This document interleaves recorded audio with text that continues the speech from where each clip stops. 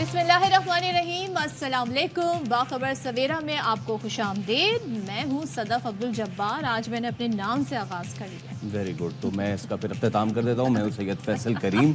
और नहीं, हमने सिर्फ इब्तदाइये का अख्ताम किया है। शो का अख्ताम इतनी जल्दी कैसे कर लेते हैं आप हमारे साथ 9 बजे से लेके 11 बजे तक मौजूद रहेंगे और हम आपको बहुत सारी इंफरटेनमेंट, बहुत सारी इंफॉर्मेशन आपके साथ शेयर करेंगे। मौसम का भी बताएंगे। वैसे मौसम की बात आपने छेड़ दी तो कल क्या हुआ पिंडी में? बारिश ने मैच नहीं होने दिया। पिंडी में तो जो हुआ सो हुआ। हाँ। यहाँ तो देखते ही रहेगा कहाँ है यहाँ हुई नहीं बारिश यहाँ पे। खैर, हम इस पर तो बात करेंगे, बट लेट्स स्टार्ट। जो एक सुबह डेवलपमेंट हुई है कराची में और वो थोड़ी सी तशवीशनाक है। ये लांडी मानसेरा कॉलोनी है।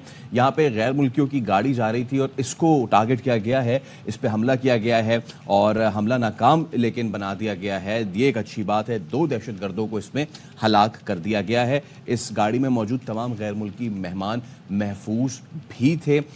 ये भी इस पे बताया जा रहा है। ये एक बहुत अच्छी है। और इस वक्त पुलिस हुकाम मीडिया टॉक कर रहे हैं। मुल्क में हर वक्त जो है वो होता है और गैर मुल्कियों का थ्रेट स्पेसिफिक इस कंट्री के लिए जो है वो तो नहीं है, बट एक थ्रेट जो है वो प्रिवेल कर रहा था कि फॉरेन नेशनल्स को जो है वो टारगेट किया जाएगा।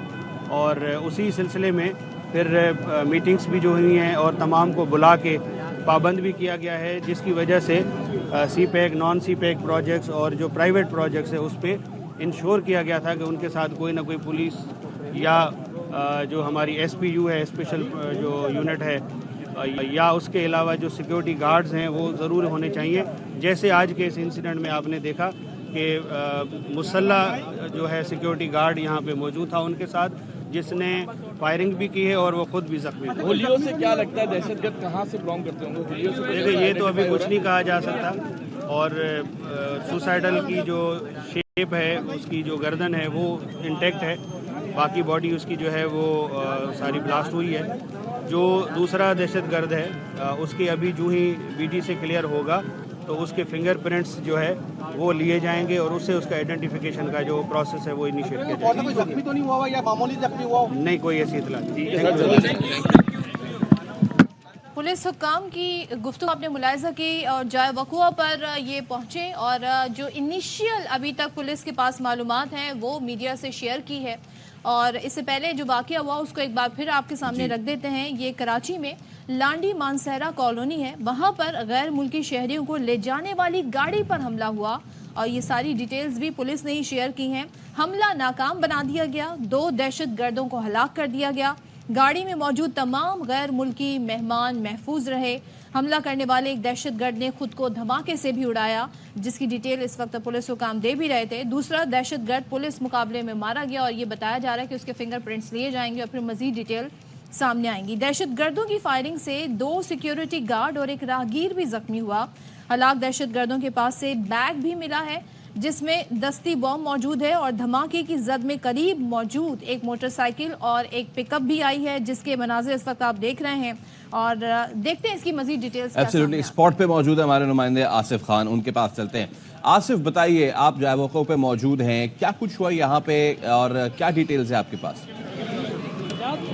हाँ जी बिल्कुल, ये वो मुकाम है जहाँ पर ये धमाका हुआ था। मेरे अकब में अगर देखें तो इस वैन के ऊपर ये धमाका हुआ था जिसमें गैर मुल्की सवार थे। ये बताया जा रहा है कि इसके अंदर 5 गैर मुल्की थे, 4 इस वैन के अंदर थे और एक गैर मुल्की जो है वो दूसरी गाड़ी के अंदर था। इस वैन के साथ भी 2 गाड़ियाँ थी जो इनकी सिक्योरिटी पर मामूर थे, जिसके ऊपर सिक्योरिटी गार्ड जो है वो मौजूद थे। तो यहाँ पर हमारी सिक्योरिटी गार्ड से भी बात हुई है जो इस वाक़े के ऐनी शाहिद हैं। उन्होंने ये बताया है कि अगर ये देखें, मेरे कैमरामैन दिखाएं तो सामने आपको स्पीड ब्रेकर दिखाई देगा। ये जो रोड है ये कोरंगी इंडस्ट्रियल एरिया से आ रही है और यही रोड कायदाबाद जा रही है लांडी। तो ये लांडी मानसेरा कॉलोनी है और यहाँ पर ये स्पीड ब्रेकर पर जैसे ही ये वैन स्लो हुई है उसके फौरन बाद ही इस पर धमाका हुआ है। अभी DIG ईस्ट ने भी यहाँ पर मीडिया से बात की तो उन्होंने भी यही बताया कि जो 2 दहशतगर्द थे उनका कहना यह था कि दोनों दहशतगर्द पैदल थे। उनमें से एक दहशतगर्द जो है वो इसके करीब आया है, वैन के करीब, और उसने खुद को धमाके से उड़ा लिया है। अब यहाँ पर एक मोटरसाइकिल है जिसको मशकूक कहा जा रहा है और जो है वो पुलिस का कहना यह है कि सवाल से मजीद तफ्तीश कर रहे हैं, लेकिन इब्तिदाई तौर पर यही कहा जा रहा है कि ये दोनों दहशतगर्द पैदल थे। एक दहशतगर्द ने यहाँ पर आके खुद को धमाके से उड़ाया, जबकि जो दूसरा दहशतगर्द है वो कुछ दूर फासले पर जो है वो फायरिंग करता रहा। जिसके बाद यहाँ पर जो शराफी गोट की पुलिस मोबाइल है वो यहाँ पर पहुंची और शराफी गोट की पुलिस मोबाइल की जानिब से इन दहशतगर्दों से मुकाबला किया गया और एक दहशतगर्द को जो है वो हलाक किया गया। आसिफ जरा सा हमें एक चीज और बता दें। जी जी, ये आप क्या दिखा रहे हैं, बता दीजिए। ये वो देखें, ये वो सुजुकी है जो इस वक्त यहाँ से गुजर रही थी। ये सुजुकी भी इसकी जद में आई है और यहाँ पर जो है एक राहगीर जख्मी हुए हैं, 2 सिक्योरिटी गार्ड जख्मी हुए हैं, जबकि 2 दहशतगर्द जो है वो मारे गए हैं। अब इस जगह को पूरा कॉर्डन कर दिया गया है। बम डिस्पोजल स्क्वाड का इंतजार किया जा रहा है। बम डिस्पोजल स्क्वाड का अमला जब यहाँ पर पहुंचेगा तो उसके बाद ही फिर जो है वो तफसीलात सामने आ सकेंगी कि इसमें जो धमाकेखेज मवाद है उसकी मिकदार कितनी थी, कौन सा धमाकेखेज मवाद है जो इसके अंदर इस्तेमाल हुआ है। साथ साथ एक बैग है जो यहाँ से मिला है, उस बैग के अंदर भी दस्ती बम मौजूद थे। उसके अलावा एक दहशतगर्द के कब्जे से SMG गन और जो दस्ती बम है वो यहाँ से मिला है। तो अब पुलिस की भारी नफरी जो है वो यहाँ पर मौजूद है, रेंजर्स एहलकार भी यहाँ पर मौजूद है। इस पूरी जगह को कॉर्डन कर दिया गया है। आसिफ, मैं एक चीज जानना चाह रही थी, आप जरा हमें ये बताइएगा, क्योंकि फायरिंग भी रिपोर्ट हुई है, धमाके के बाद फायरिंग हुई या फिर फायरिंग पहले हुई, उसके बाद जो खुदकुश हमलावर है उसने अपने आप को धमाके से उड़ाया, या फिर आसिफ पुलिस ने रिटेलिएट किया है, जो गार्ड थे इनके साथ उन्होंने इसको डिफेंड किया, ये सब क्या मामला है? देखिए, एक गार्ड से तो मैंने बात भी की है और उन्होंने बाकायदा उसके अंदर जो है वो हमसे बात करते हुए ये बताया कि उनको फायरिंग की इजाज़त नहीं है, तो सिक्योरिटी गार्ड ने फायरिंग नहीं की। जो फायरिंग करी है वो पुलिस एहलकारों ने करी है, क्योंकि यहाँ से कुछ फासले पर शर्राफी गोट पुलिस की मोबाइल मौजूद थी। और जब यहाँ पर हुआ ये है कि जैसे ही ये वैन यहाँ पर आके रुकी है तो एक दहशतगर्द ने खुद को धमाके से उड़ाया। उसके बाद फायरिंग जो हुई है वो धमाके के बाद हुई है। पहले धमाका हुआ है, उसके बाद इससे कुछ फासले के ऊपर जो दूसरा दहशतगर्द था वो छुपा हुआ था, उस दहशतगर्द की जानिब से फायरिंग की गई। तो फायरिंग और धमाके की आवाज़ सुनकर शराफी गोट की पुलिस मोबाइल थी जिसके अंदर 5 पुलिस एहलकार मौजूद थे, वो यहाँ पर पहुंचे हैं और उनका मुकाबला हुआ है दूसरे दहशतगर्द से। तो जो दूसरा दहशतगर्द है वो पुलिस की फायरिंग से मारा गया है। एक दहशतगर्द ने खुद को धमाके से उड़ाया है। और जो यहाँ पर सिक्योरिटी एहलकार थे उनसे मैंने मालूम किया तो उनका कहना यह था कि उनको फायर की इजाज़त नहीं है। सिक्योरिटी पर तो वो मामूर है, लेकिन उनको जो है वो फायर की इजाज़त नहीं है। तो बताया तो ये जा रहा है कि गैर मुल्की थे, फिर उनको वहां से रेस्क्यू कैसे किया गया, ये इस बारे में पुलिस क्या डिटेल्स शेयर कर रही है? देखें, इस बारे में जो पुलिस है और साथ साथ जो यहाँ पर सिक्योरिटी एहलकार थे, एनी शाहिद थे, उन्होंने ये बताया कि इस वैन के साथ 2 गाड़ियाँ और थी जो उनकी सिक्योरिटी पर थी। एक फॉर्च्यूनर थी और एक और दूसरी गाड़ी थी।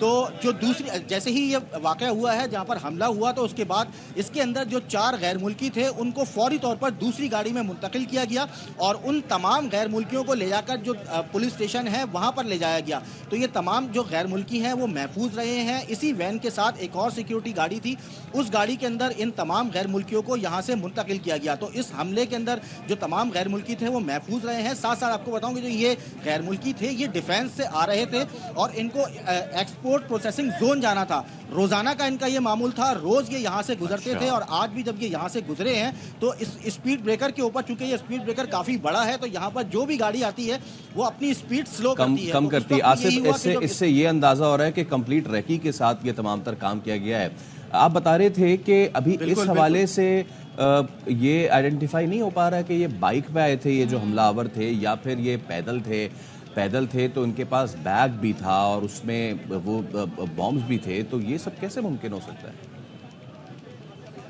बिल्कुल, अभी DIG ईस्ट ने यहाँ पर बात की है और उन्होंने ये बताया कि ये पैदल थे, वरना इससे पहले तो ये कहा जा रहा था कि ये मोटरसाइकिल पर थे। लेकिन जो DIG ईस्ट हैं उन्होंने ये कहा कि ये दोनों दहशतगर्द जो हैं वो पैदल थे और इससे पहले जो SSP मलीर थे उनकी जानिब से कहा गया था कि 3 दहशतगर्द हैं। तो ये हो सकता है कि इनके मजीद साथी भी यहाँ पर मौजूद हों और साथ साथ DIG ईस्ट ने यह भी बताया कि हो सकता है कि इन दहशतगर्दों को यहाँ पर बाकायदा छोड़ा गया हो, पहले किसी गाड़ी या मोटरसाइकिल में इन दहशतगर्दों को यहाँ पर प्लेस किया गया हो और फिर उसके बाद ये धमाका हुआ और ये फायरिंग हुई। तो ये तमाम तर वाक़या है और ये बताया जा रहा है कि दोनों दहशतगर्द जो है वो पैदल थे। एक दहशतगर्द ने खुद को धमाके से उड़ाया जबकि दूसरा दहशतगर्द पीछे मौजूद था जो वहां से फायरिंग करता रहा। अच्छा, तो यकीनन आसिफ अभी तो ज़ाहिर इनिशियल रिपोर्ट्स आई हैं, मजीद आगे सारी चीज़ें देखी जाएंगी। जो CCTV कैमराज होंगे यहाँ पर वो बड़े हेल्पफुल हो सकते हैं इन दोनों दहशतगर्दों को आइडेंटिफाई करने के लिए, क्योंकि बड़ा गैर मामूली है कि ये दोनों पैदल आए और इतनी बड़ी कार्रवाई करने की कोशिश की जिसमें नाकाम भी रहे। सो बड़ा फ्लॉट किस्म का इनका ये पूरा प्लान था। लेकिन कराची पुलिस इस हवाले से क्या बताती है, किस तरह के कोई अलर्ट्स थे, कोई थ्रेट्स थे खासतौर पे गैर मुल्कियों के हवाले से? बिल्कुल, डीआईजी इससे भी यही सवाल किया था कि क्या ऐसे कोई थ्रेट्स थे, तो उनका कहना यह था कि जो है ऐसे कोई थ्रेट्स नहीं थे। और जो सिक्योरिटी थी, साथ साथ आपको ये बताऊं कि डीआईजी इससे ये भी सवाल किया गया था कि पुलिस की सिक्योरिटी इनको जो है वो फराहम क्यों नहीं की गई थी, इनके पास प्राइवेट गार्ड्स थे। हालांकि होना ये चाहिए कि जो गैर मुल्की हैं उनको पुलिस की सिक्योरिटी दी जाती है, लेकिन इनके पास पुलिस की सिक्योरिटी नहीं थी, बल्कि इनके पास प्राइवेट गार्ड्स थे जो इनकी सिक्योरिटी पर मामूर थे। तो पुलिस की जानिब से तो फिलहाल ये नहीं बताया गया कि पहले से जो है वो कोई धमकी थी या इस तरह के कोई जो है वो पहले तो ये नहीं जो है फिलहाल। ठीक है आसिफ, अभी तो अब इनिशियल अपडेट्स हैं। अब शुक्रिया आपने तफसील से आगाह किया। तो कराची में वाक़या पेश आया है और अच्छी बात इसमें यह है कि रिटेलिएशन दिखाई गई और जितने भी गैर मुल्की नेशनल्स थे उन सबको महफूज मुकाम पे मुंतकिल कर दिया गया है और जो हमलावर थे उनको कामयाबी से न्यूट्रलाइज जो है वो कर दिया गया है। और हम दुआ गो हैं कि खैर रहे पूरे मुल्क में इस तरह के वाक़यात ना हो, लेकिन बड़ा टाइमली रिस्पांस रहा, खासतौर पे पुलिस का पहुंचना वहाँ पर, दूसरे दहशतगर्द को हलाक करना, क्योंकि वो भी किसी नुकसान का सबब बन सकता था। लेकिन एक जो कंसर्निंग चीज़ है वो खुदकुश हमलावर का इस तरह फिरना, शहर में सिक्योरिटी की कौन सी ऐसी लेयर्स थी जिनको कहते हैं ना तोड़ते हुए वो यहाँ तक पहुंचा, ये डिटेल्स पुलिस ने अभी मजीद शेयर करनी है और सीसीटीवी कैमरा इसमें बड़े हेल्पफुल साबित हो सकते हैं। तो इस इशू पर जैसे जैसे अपडेट्स आती जाएंगी, बिकॉज अभी इनिशियली चीजें रिपोर्ट हो रही हैं, हम आपको इस हवाले से आगाह करते रहेंगे। अच्छा, अब आगे बढ़ते हैं, कुछ अवामी इशूज की बात कर लेते हैं। अवामी इशू सबसे बड़ा कौन सा है? महंगाई। और महंगाई हर चीज़ ही महंगी है, लेकिन जब बात करते हैं हम अशिया खुरनोश की, गरीब जो है या मुतवस्सित तबका है वो चिकन जो है वो उसका सुपर प्रोटीन फूड होता है और वो मीट और बीफ और मटन की तरफ तो जा नहीं पाता और मछली तो खैर वो दूर दूर से उसको टाटा बाय बाय कर देता है। ये रखी जाती थी कि भाई चलो आप नहीं मटन बीफ खा सकते हैं, तो चिकन खा सकते हैं, कभी हफ्ते में एक दफा खा लें, लेकिन अब वो भी मुश्किल कर दी गई है। पहले इजाफा 10 और 20 रुपए हुआ करता था किसी भी अशिया की कीमतों में, बड़े बड़े मामूली से इजाफे हुआ करते थे, लेकिन अब ये इजाफा लगता है जैसे सीधा सैकड़ों में हो रहा है। रमजान में चिकन के बढ़ने वाले रेट अब तक काबू में नहीं आ सके और हम उस वक्त समझ रहे थे कि चले जी इनको नाजायज मुनाफा कमाना है, लेकिन रमजान के बाद भी चिकन की कीमतों को पड़ लगे हुए हैं और तेज तरीन इजाफे का अंदाजा आप इस बात से लगा सकते हैं कि गुज़िश्ता रोज हैदराबाद में यकदम 250 रुपए फी किलो इजाफा किया गया। इमेजिन करें 250 रुपए डायरेक्ट, 250 कितने होते हैं? 100, 200, 250। हैदराबाद में गोश्त 850 रुपए किलो। इस्लामाबाद में बात कर लें, वहाँ मुर्गी का गोश्त 890 रुपए में फरोख्त किया जा रहा है। 10 रुपए क्यों कम किए हैं? हाँ, नहीं करते, वो भी पूरा कर दें। अच्छा, अब फिर बात यह है कि मुर्गी के जो पर होते हैं उसके अपने ज़ाती, उससे तो वो उड़ नहीं सकती है, लेकिन जो कीमतों को पर लगे हैं वो उड़ नहीं रही है, वो मतलब कि रॉकेट की स्पीड से जो है परवाज कर रही है। हमारे नुमाइंदगान मुख्तलिफ शहरों में मौजूद हैं, कराची, हैदराबाद से। सबसे पहले हम कराची का रुख कर लेते हैं। अफजल परवेज मौजूद है। अफजल जी अफजल, अब ईद और रमज़ान तो जो है वो मुर्गी के गोश्त के बगैर ही बहुत से लोगों ने गुजारी है। फिलहाल क्या सिचुएशन है? लोग ये एक्सपेक्ट कर रहे थे कि रमज़ान में जो महंगाई होती है वो उसके बाद फिर ईद के बाद थोड़ी सी नीचे आएगी, क्या आई है? चिकन की प्राइसेस क्या चल रही कराची में? जी फैसल सदब, देखा जाए तो जो लोगों की उम्मीदें थी कि कीमतें कम होंगी, लेकिन इस तरह नहीं हुआ। जो लोगों की उम्मीदें थी उसको तो दम तोड़ दिया है उन्होंने। देखा जाए तो कम आमदनी वाले अफराद के लिए मुर्गी जो है उनकी पहुंच से दूर होती दिखाई दे रही है। आज भी जो मुर्गी के रेट हैं उसमें 50 रुपये कम हुए हैं। 750 रुपये किलो के हिसाब से गोश्त फरोख्त हो रहा है, जबकि जिंदा मुर्गी की जो रेट है वो 600 रुपये किलो के हिसाब से इस वक्त शहर में चल रहा है। देखा जाए तो मुर्गी के रेट मुख्तलिफ इलाकों में मुख्तलिफ होते हैं। आप डिफेंस चले जाएँ, गुलिस्तान जौहर चले जाएँ, गुलबर्ग चले जाएँ, नौ ताज़ाबाद चले जाएँ, वहाँ 800 रुपये किलो के हिसाब से मुर्गी का गोश्त फरोख्त हो रहा है। रमज़ान में जो है इसकी कीमतें कम होनी थी, लेकिन नहीं हो ऐसा हो सका। ज़िला इंतज़ामिया की जानिब से जो ठोस इकदाम किए जाने थे वो नहीं हो सके। जो नुमाइशी ऑपरेशन किए गए, करोड़ों रुपए जुर्माना किया गया, दुकानें सील की गई, लेकिन मुनाफाखोरों को कंट्रोल नहीं किया जा सका है। देखा जाए तो अगर एक आम शहरी, कम आमदनी वाला जो शख्स है, वो अगर आधा किलो मुर्गी ख़रीदता है तो उसकी सफाई करने के बाद 25 ग्राम मुर्गी जो है ऑटोमेटिकली कम हो जाती है और वो कीमत वही देता है, लेकिन गोश्त कम हो जाता है। इसी तरह से ज़िला इंतज़ामिया की जानिब से जो ठोस इकदाम करने थे वो देखने में शहर में नहीं आए हैं। अभी भी मुनाफाखोर सरगर्म है। मुर्गी के रेट 750 रुपये हैं। ताहम देखा जाए तो हमने काफ़ी लोगों से बात करी मुर्गी के जो रेट के हवाले से, तो लोग कहते हैं कि अब शादी का सीजन है, मुनाफाखोर तो सरगर्म होंगे।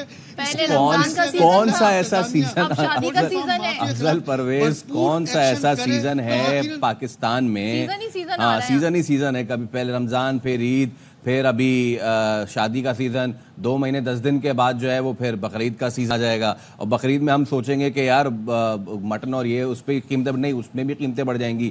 मिलेगा भी नहीं वो। हाँ, और अच्छा, इसमें जो अफजल परवेज बात कर रहे थे ना कि वो जो साफ गोश्त अगर आप किलो लेने जाएं, आपको किलो कभी मिलता है? कभी ऐसा होगा कि किलो मिल जाए? क्योंकि वो साफ गोश्त में आपको चर्बी भी होती है, उसमें पोटे भी होते हैं, उसमें गर्दन भी होती है, सारी चीज़ शामिल होती है। 3 पाव साफ गोश्त मिलता है मुश्किल से, और बाकी तो अनवांटेड चीज़ें होती हैं। तो महंगाई जो है जी बहुत ऊपर है और बहुत सिचुएशन जो है, उन चीज़ों के भी पैसे दे रहे हैं जो आपने इस्तेमाल भी नहीं करनी है, तो अवाम को हर तरीके से लूटने का अमल जारी है। और जैसे कि एक जो कंसर्निंग चीज़ है जो मुझे लगी, और वो इतने जुर्माने हुए, हम खबरें सुन रहे थे जी, फला जगह जुर्माना हो गया, उसको फाइन कर दिया। अब हर जगह के अलग अलग रेट्स हैं, इलाकों के हिसाब से, इलाकों के स्टेटस के हिसाब से अब रेट्स मुर्गी के डिसाइड होते हैं। अच्छा, ये तो कराची की बात हो गई। अब हैदराबाद में क्या हो गया अचानक? ये 850 रुपये फी किलो तक कीमत चली गई है, और शहरी जा रहे हैं, कीमत पूछ रहे हैं, उसके बाद वापस आ रहे हैं और कनात कर रहे हैं। बात करेंगे अपने नुमाइंदे अशोक शर्मा से। भाई अशोक, हैदराबाद में क्या हुआ रातों रात? जी बिल्कुल, सिंध के दूसरे बड़े शहर हैदराबाद में मुर्गी के गोश्त की कीमतें आसमान से बातें कर रही हैं। हैदराबाद सिटी हो, लतीफ़ाबाद हो या कासमाबाद की जो भी मार्केट्स हैं, वहाँ पर ईद के बाद देखा जाए तो जो मुर्गी का गोश्त है उसकी कीमतों में अचानक इजाफा हो गया। इस वक्त फ़ी किलो जो चिकन है वो हैदराबाद में 800 से लेकर 850 रुपये में फ़रोख्त हो रही है।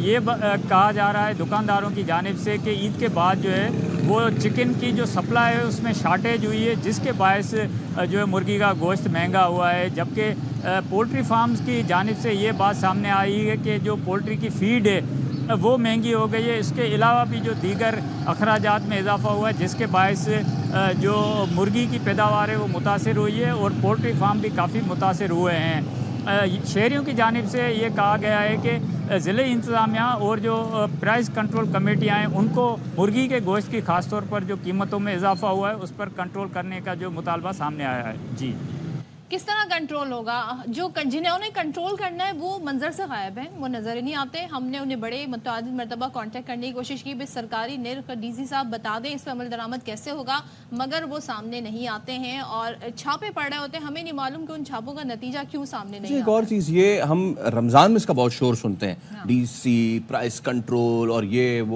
ये तो पूरे साल की गालिबन लेते होंगे ना तनख्वाह, तो पूरे साल, मतलब अगर सिर्फ शोर ही मचाना है तो फिर पूरे साल ही शोर मचा लें कि दिल के बहलानों को गालिब ये शोर भी अच्छा है। लेकिन सिर्फ हम शोर देखते हैं रमजान में, और उसके बाद तो शोर भी कौन मचा रहा है? हम मीडिया वाले आवाज उठा रहे हैं, तो वो इसे शोर मचाना ही समझा जाता है। ऐसी बात है, लोग तो शोर मचाने के लायक भी नहीं बचते, क्योंकि जब वो दुकान पे जाके पूछते हैं तो उनकी आवाज़, शोर सब वही हल्क में रह जाता है। कहते हैं कि बस ठीक है, अब चिकन भी हमसे बहुत दूर दूर हो चुकी है। और हम बात कर रहे हैं कराची की, हैदराबाद की। भाई ये मामला अब इस्लामाबाद में भी पहुंच गया है। कोई शहर महफूज नहीं है इस महंगाई के दौर में। इस्लामाबाद में हम आपको बता दें, फी किलो चिकन की कीमत 900 रुपए का हिस्सा छू गई है और फरोख्त हो रही है। शहरी परेशान है। यहाँ की इंतजामिया भी गायब है। यहाँ तो बड़ी एक्टिव हुआ करती थी। अगर पिंडी इस्लामाबाद की इंतजामिया की हम बात बाबर मलिक से फिर पूछ लेते हैं। भाई बाबर मलिक, 900 तो हो गया है, 100 रुपये और बढ़ा दें, एक नोट जो है उसका पूरा 1 किलो मिले फिर। आज इस वक्त दारुल हुकूमत इस्लामाबाद और उसके जुड़वा शहर रावलपिंडी की सबसे बड़ी मुर्गी पोल्ट्री फार्म की जो मंडी है, यहाँ पे मौजूद हूँ। बाग सरदारा 4 नंबर चुकी के करीब। यहाँ पे आज मुर्गी का जो फी मन होल सेल का रेट निकला है वो 19,800 रुपये है। 19,800 रुपये दुकानदार यहाँ के लेके जाएगा। 15-20 रुपये का वो मार्जिन रखेगा। 500 रुपये किलो जिंदा और 850 से जायद वो मुर्गी का गोश्त फरोख्त करेगा। हमने यहाँ पे जो पोल्ट्री एसोसिएशन, जो यहाँ पे आड़ती एसोसिएशन है, उनका मौका भी मालूम किया, दुकानदारों का भी किया। उनका कहना है कि ये ईद और उसके बाद जो शादी का सीज़न होता है, शादियों का, ईद उल फितर के बाद ये प्रोडक्शन जो है वो कम कर दी जाती है। चूज़ा महंगा होने का जवाज बनाकर, और इस प्रोडक्शन की कमी के बायस मुर्गी का रेट ऊपर जाता है। ईद पे भी कमाई होती है और शादियों को जब सीज़न होता है उसमें भी ये पोल्ट्री फार्म एसोसिएशन जो एक बड़ी मजबूत किस्म की मनापली है, ये रेट अपने तौर पर निकालती है। गवर्नमेंट का, सरकार का अमल दखल इस पे नहीं आता। सबसे बड़ी मंडी में आज भी ये कहा जा रहा है कि इतनी बड़ी मंडी होने के बावजूद माल शार्ट आ रहा है। शार्ट माल का ये एडवांटेज डिसएडवांटेज है कि इसका रेट बढ़ता है, और ये एक आम शहरी, एक आम जो लेमैन होता है वो शदीद इससे मुतासर होता है। एक गरीब आदमी की पहुंच से ये मुर्गी जो है, ब्रायलर मुर्गी जो है, वो भी दूर हो गई है। अब सवाल यहाँ पर ये है कि ये प्राइस इतने ऊपर क्यों जा रहे हैं? रमज़ान में तो भाई हम दुनिया भर में हम देखते हैं कि लोगों को रिलीफ दिया जाता है, हमारे मुल्क में इसका उल्टा हिसाब चलता है। रिलीफ हासिल करने की कोशिश करता है वो दुकानदार, मुनाफा हासिल करने की वो कोशिश करता है, लेकिन अब बताया जा रहा है कि जी शादी का सीजन है इसलिए महंगाई जो है वो ज्यादा चिकन महंगी मिल रही है। तो इस पर हम जरा पूछ लेते हैं कंसर्न लोगों से कि आखिर मसला क्या है। Chairman Pakistan poultry association Chaudhry Ashraf साहब हमारे साथ मौजूद हैं। अशरफ साहब बताएं, अचानक से रेट बढ़ गए, हर शहर से हमने अपने नुमाइंदों से रिपोर्ट ले ली है, तो वो पूछो तो जी दुकानदार ही कहते हैं जी हमें पीछे से महंगी मिल रही है, कहीं पे कहते हैं जी मिल नहीं रही है, फिर कहते हैं जी शादी का सीजन है। तो ये बता दें आप कि क्यों इतने प्राइस बढ़ गए? जी अशरफ साहब, अशरफ साहब को आवाज आ रही है? आपको आवाज आ रही है चौधरी साहब? तो हम कोशिश करेंगे, क्योंकि ये बात करना बहुत ज़रूरी है। जब आम दुकानदार जो है ये कहता है कि उसके पास उज़्र होते हैं बहुत सारे, फला सीज़न, माल का शॉर्ट होना, पीछे से महंगा आना, या फिर कोई चिकन का सबसे बड़ा एक और इशू होता है मोर्टेलिटी रेट, उसमें बहुत ज़्यादा होता है, तो कोई इस तरह का नुकसान हो जाए। लेकिन ये सारी उज़रदारियाँ, ये सारे बहाने आके गिरते किस पे हैं? एक लेमैन पे, एक आम आदमी पे, कि जिसने सुबह उठना है और जाना है, दिन भर का बच्चों का पेट पालना है। लेकिन वो अब सिर्फ बात चिकन की नहीं है। आप चिकन का रिप्लेस कर देना, आप दालें ले लें, लेकिन दाल भी जो है वो बहुत ज़्यादा ऊपर जा चुकी है, सब्जियां भी बहुत ज़्यादा ऊपर जा चुकी हैं। हाँ खैर, मयारी पाकिस्तान में मयारी खाना ये तो एक दीवाने का ख्वाब है, जो अब इस पे अगर बात करने जाएं तो फिर बात बहुत दूर तक जाएगी। तो आप क्यों सब्जी भी लेने जाएं तो सब्जी जिस हालत में मिलती है, जो क्वालिटी होती है, तो वो सूरत हाल होती है। अब लोगों के लिए खाना बनाना एक वक्त का, 2 वक्त का बड़ा मुश्किल हो गया है, क्योंकि जब वो निकलते हैं घर से कुछ पैसे लेके तो 1000-2000 का नोट तो आप भूल जाएं कि किस तरह खर्च होता है। 1000 का 1 किलो का नोट भूल जाए, अब हो गया खत्म। देखिए महंगाई को तो ब्रेक नहीं लग रहा, हमें शो में एक ब्रेक लेना पड़ेगा। वापस आएंगे, दीगर स्टोरीज आपके साथ शेयर करेंगे।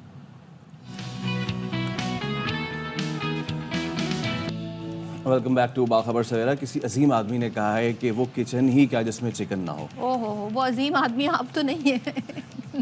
मैं क्या करूंगा, आपने खुद ही आइडेंटिफाई कर लिया।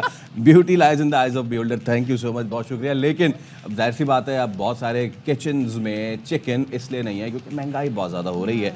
अब ये सब क्यों हो रहा है, हम बात कर लेते हैं। Chairman Pakistan poultry association Chaudhry Ashraf साहब हमारे साथ मौजूद हैं। चौधरी साहब अस्सलाम वालेकुम।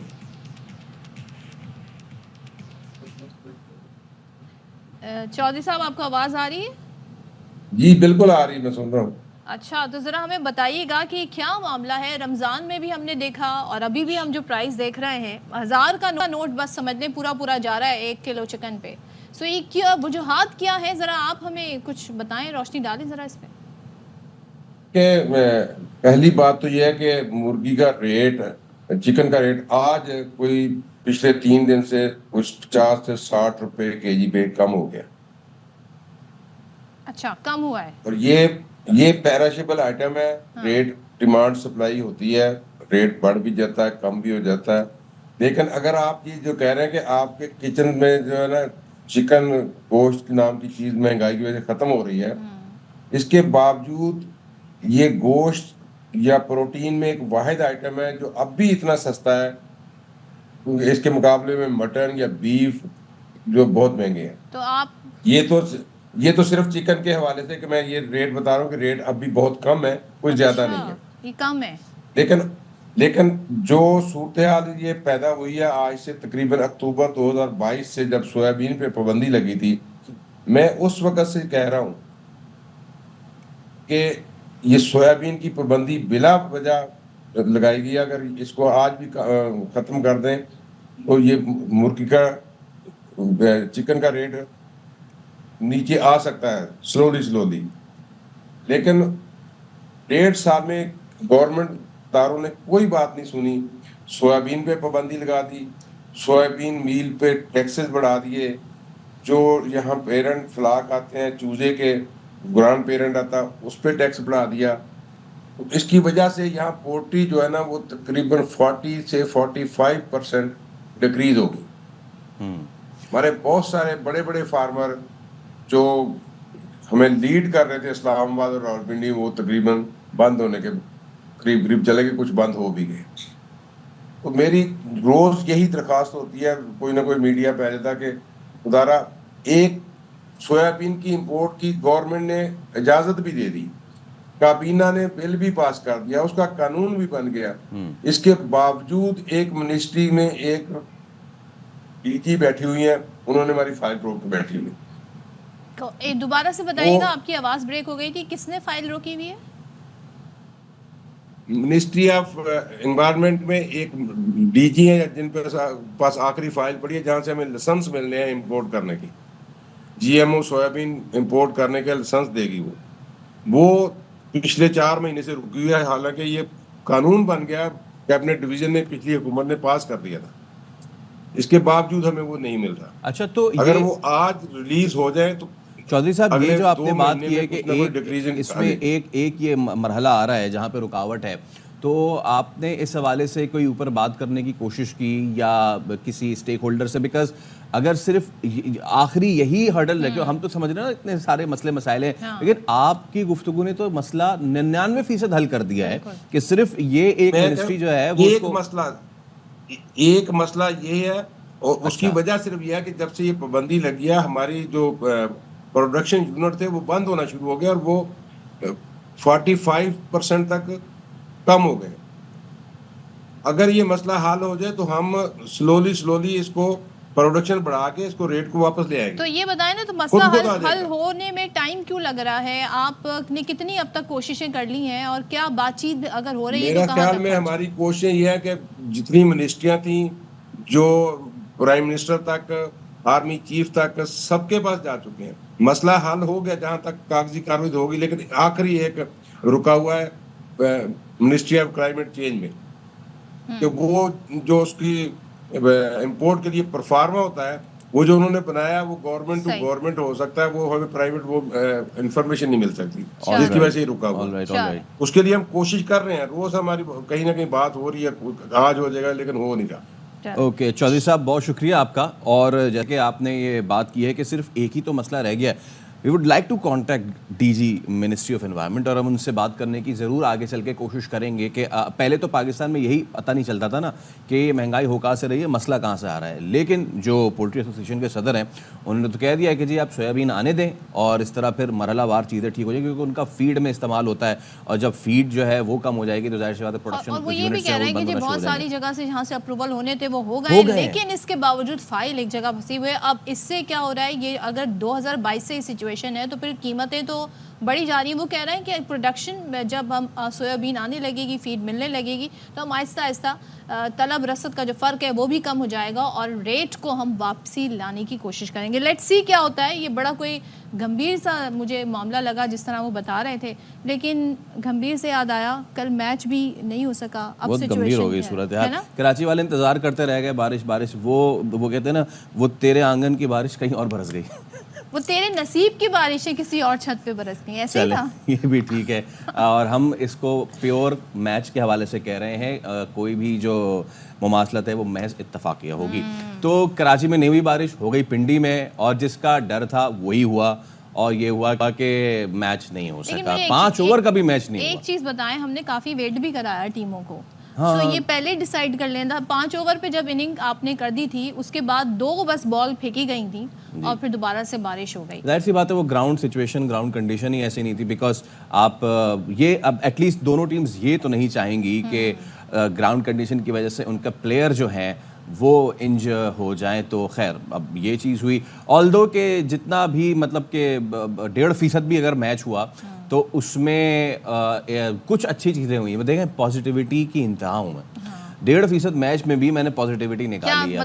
क्या पहली चीज तो ये है कि टीम हर्डल भाई, ये टीम जो थी इसके हवाले से जब ये सेलेक्ट हुई उससे पहले बहुत सारी चमगोइयाँ थी, लेकिन लेट्स टेक द नेम्स ना, बाबर का आमिर के बराबर में खड़ा होना और शाहीन शाह अफरीदी का अहमद वसीम के बराबर में खड़ा होना और एक दूसरे का हर्डल बना लेना, और ये एक बड़ा पॉजिटिव साइन था। दूसरा पॉजिटिव साइन, शाहीन शाह अफरीदी, इन्होंने 14th time in his career पहले ओवर में आके इन्होंने विकेट चटका ली है। 2 बॉल फेंका गया, 2 बॉल्स, और उसमें से एक पर क्लीन बॉल शाहीन ने कर दिया। तो शाहीन के लिए बड़ा क्रिटिसिज्म ये हो रहा था कि शाहीन की वो उनको थोड़ा सा रेस्ट कराएं, जी थक गए हैं, वो परफॉर्मेंस नहीं दे पा रहे हैं। अब रेस्ट तो मिल गया पूरा कल, लेकिन शाहीन ने इन 2 बॉलों में से एक को तो बोल्ड कर दिया। क्लासिकल इनकमिंग, ये मतलब ये वही गेंद है, मतलब ये वही बॉल है कि जो हमने वर्ल्ड कप के फाइनल में एलेक्स हेल्स के अगेंस्ट देखी थी। वही बॉल जो कि उन्होंने सेमीफाइनल में न्यूजीलैंड के ओपनिंग बैट्समैन को उसी तरह एलबी किया था। ये वही बॉल है जिस तरह रोहित शर्मा को इन्होंने एशिया कप में बोल्ड किया था, और रोहित शर्मा को उन्होंने जो आपको याद है वो पहला मैच के जिसमें उन्होंने एलबी किया था। चलिए रोहित शर्मा की तो बात आ ही गई है। अच्छा, एक चीज और जरा सा, क्योंकि मैच की हम बात ही कर रहे हैं, तो अब 5 T20 मैचेस हैं ये, तो दूसरा मैच अब कब होना है?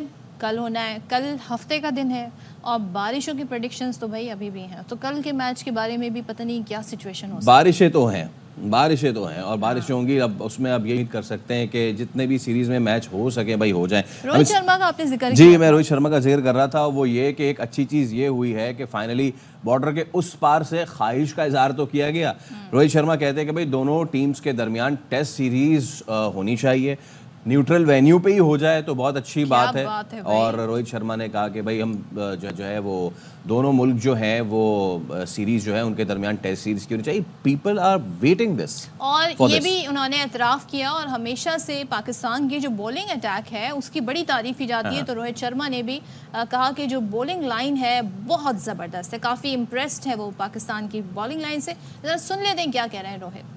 आई am so glad to hear this, because इस तरह की क्रिकेटर्स के दरमियान उनकी तरफ से ऐसे मैसेजेस आना बहुत इंपॉर्टेंट है, और ख़ासतौर पर अगर आप इंपॉर्टेंट प्लेयर हैं अपनी टीम के, कैप्टन हैं, तो ये बात कहना। और फिर क्योंकि पाकिस्तान और इंडिया रिवायती हरीफ माने जाते हैं, और सब कॉन्टिनेंट में जो क्रिकेट रही है, गो के अंग्रेज़ यहाँ पे क्रिकेट लेकर आए थे, लेकिन ये क्रिकेट जनाब दोनों मुल्कों ने मिलकर खेली है। बड़े बड़े टूर्नामेंट सीरीज़ हुई, बड़े बड़े यादगार टूर्नामेंट हुए हैं। देखिए, आपने बड़े बड़े यादगार टूर्नामेंट की बात की, ये वही रोहित शर्मा है, इनका भी एक यादगार बयान था। इनसे पूछा गया था कि जी आप पाकिस्तान को क्या सलाह देंगे, तो रोहित शर्मा ने कहा था अभी मैं क्या सलाह देगा, अभी जब टीम का कोच बनेगा तो सलाह देगा। वहां से लेके उस बयान से लेके इस बयान तक कि पाकिस्तान के बॉलर जो हैं वो बहुत अच्छे हैं।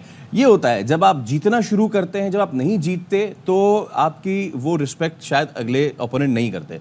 जब आप जीतना शुरू करते हैं, बाय द वे इंडियंस जो है वो भूल गए थे, जो ये बात कर रहे हैं ना कि मैं बड़ा मोतरफ हूँ और मैं आजकल की बॉलिंग लाइनअप को, आप भूल गए हैं कि आपकी इस बैटिंग लाइन के, आज की बैटिंग लाइन तो थोड़ी फिर इतनी ज़्यादा अच्छी नहीं जितनी सचिन तेंदुलकर, राहुल द्रविड़, युवराज सिंह और वो जब आते थे, सौरव गांगुली, वो फॉर्मिडेबल बैटिंग, उस फॉर्मिडेबल बैटिंग को शारजा में हम क्या करते थे, ये आपको बार बार याद दिलाने की जरूरत है। ये तो खैर जी तारीख में है, लिखा हुआ है, भूल जाते हैं ना, बड़े हुरूफ में भूल जाते हैं वो। अच्छा, एक चीज जो हम बात कर रहे थे कि हमारे इस इंडिया पाकिस्तान की हम बात कर रहे हैं, तो यहाँ पे क्रिकेट कौन लाए थे? अंग्रेज, क्योंकि वो यहाँ पर काबिज थे, उनकी हुकूमत भी थी।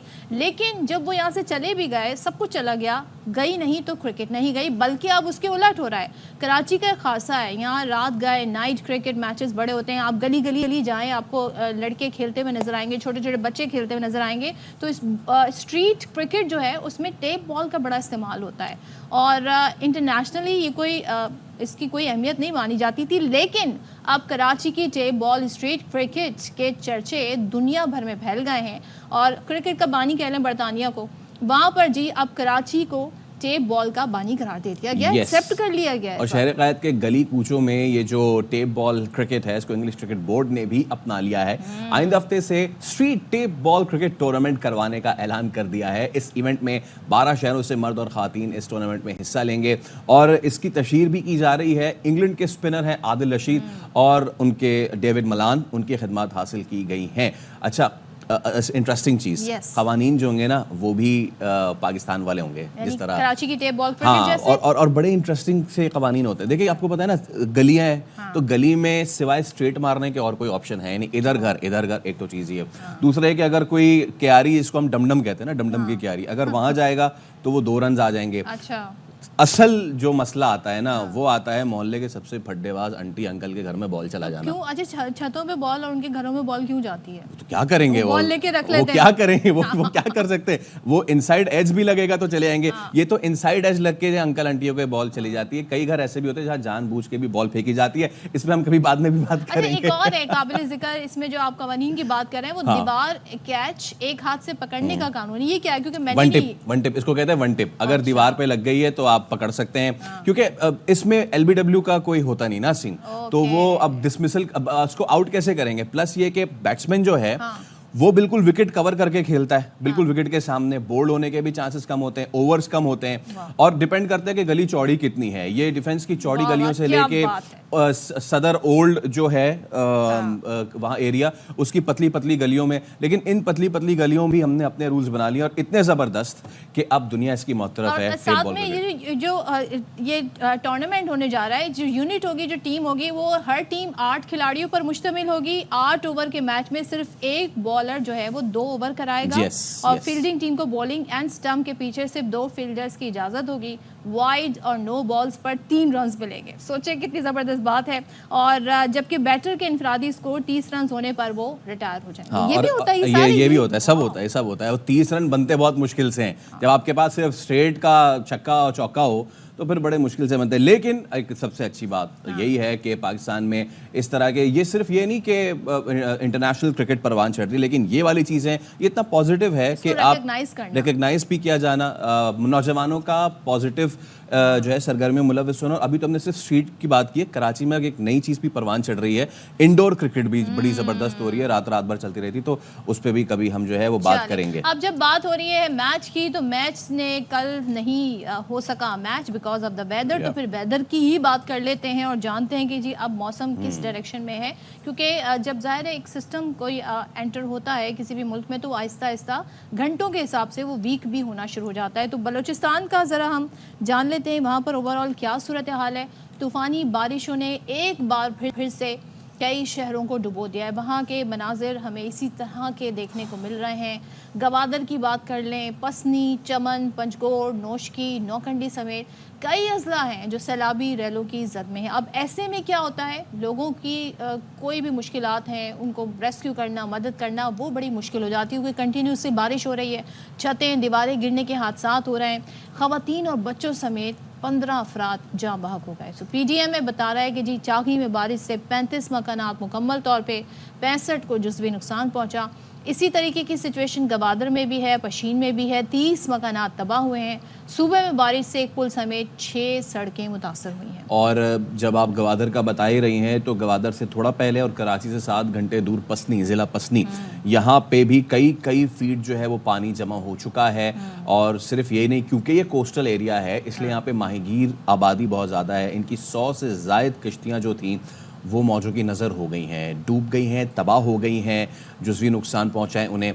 और कच्चे मकानात जो हैं उनको भी नुकसान पहुँचने की इत्तलात है। हमारे नुमाइंदे अल्लाह बख्श बलोच वो यहाँ पे मौजूद हैं, हम उनसे बात कर लेते हैं। अल्लाह बख्श बलोच, पसनी की सूरत हाल से हमें आगाह कीजिए प्लीज़।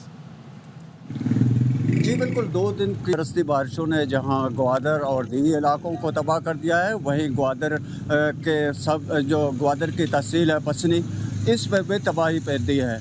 इस वक्त हम विज़िट कर चुके हैं जहां पसनी की 7 वार्ड हैं और 7 वार्ड पे के हम जा चुके हैं, लेकिन यहां कोई एक भी वार्ड ऐसा नहीं है जो जहां की घरों में पानी न जमा हो। घरों से लेके यहां की जो स्कूलें और यहां की दुकानें हैं वो सारे तालाब का मंजर पेश कर रही हैं। घरों के अलावा यहां की अगर हम समंदर की बात करें तो माहीगीरों को भी बहुत सारे करोड़ों की नुकसान हुआ है।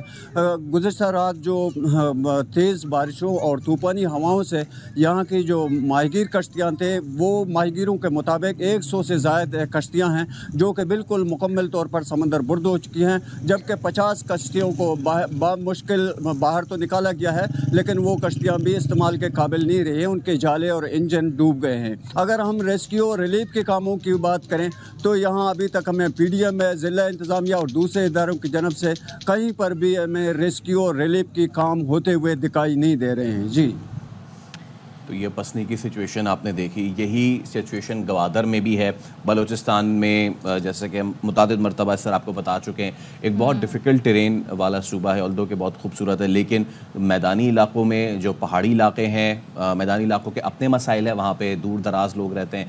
पहाड़ी इलाकों में एक और इशू है कि वहाँ से जो रेला आता है वो बड़ा ख़तरनाक होता है ऊंचाई से, और जो सैलाब जो साहिली पट्टी है उसके अपने मसले मसाइल हैं। तो बलूचिस्तान इस वक्त काफ़ी मुश्किल कुछ ज़रा हम आपको बता दें, क्योंकि अभी ये साल शुरू हुए, 2024 शुरू हुए, ये हम चौथे महीने में हैं, आई गेस अप्रैल में है। अप्रैल की आज 19 तारीख है। पाकिस्तान में सिर्फ अगर हम अप्रैल के महीने में होने वाली बारिशों की बात कर लें तो ये मामूल से ज़्यादा हुई हैं, बल्कि मामूल से 99% ज़्यादा बारिशें हुई हैं। अप्रैल में बारिशों का 30 साला रिकॉर्ड भी टूटा है। तो माहिरीन जो मौसमियात हैं वो ये बताते हैं कि बलूचिस्तान में मामूल से 353% ज़्यादा, जबकि KP में मामूल से 90% ज़ायद बारिशें हुई हैं।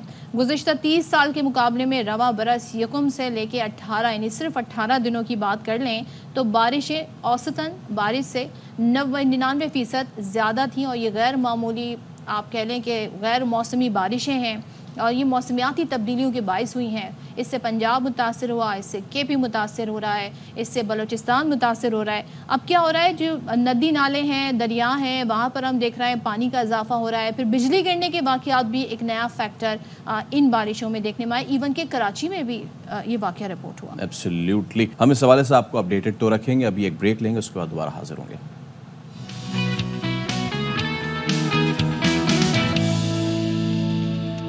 Welcome back once again. ज़रा सियासी मंजरनामे की तरफ भी निगाह दौड़ा देते हैं और आपको हम हर चीज़ से अपडेट रखते हैं। तो why not about political situation. अब कहीं पर एहतजाज की बात हो रही है तो कहीं हम देख रहे हैं कि मफाहमत की भी मैसेजेस दिए जा रहे हैं।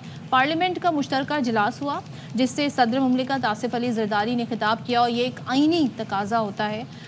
तो जब भी एक नई पार्लियामेंट शुरू होती है उसमें तो कोशिश करें, वो ये कहते हैं कि सियासी दर्जा हरारत में हम कमी ला सकें, और उन्होंने ये भी कहा कि मुल्क को सियासी बहरान से निकालने की ज़रूरत है। हमारे पास वक्त कम है और चैलेंजेस बहुत ज़्यादा हैं, मुल्क को आगे ले जाना है, तकसीम की सियासत ख़त्म करना होगी। तो देख लेते हैं।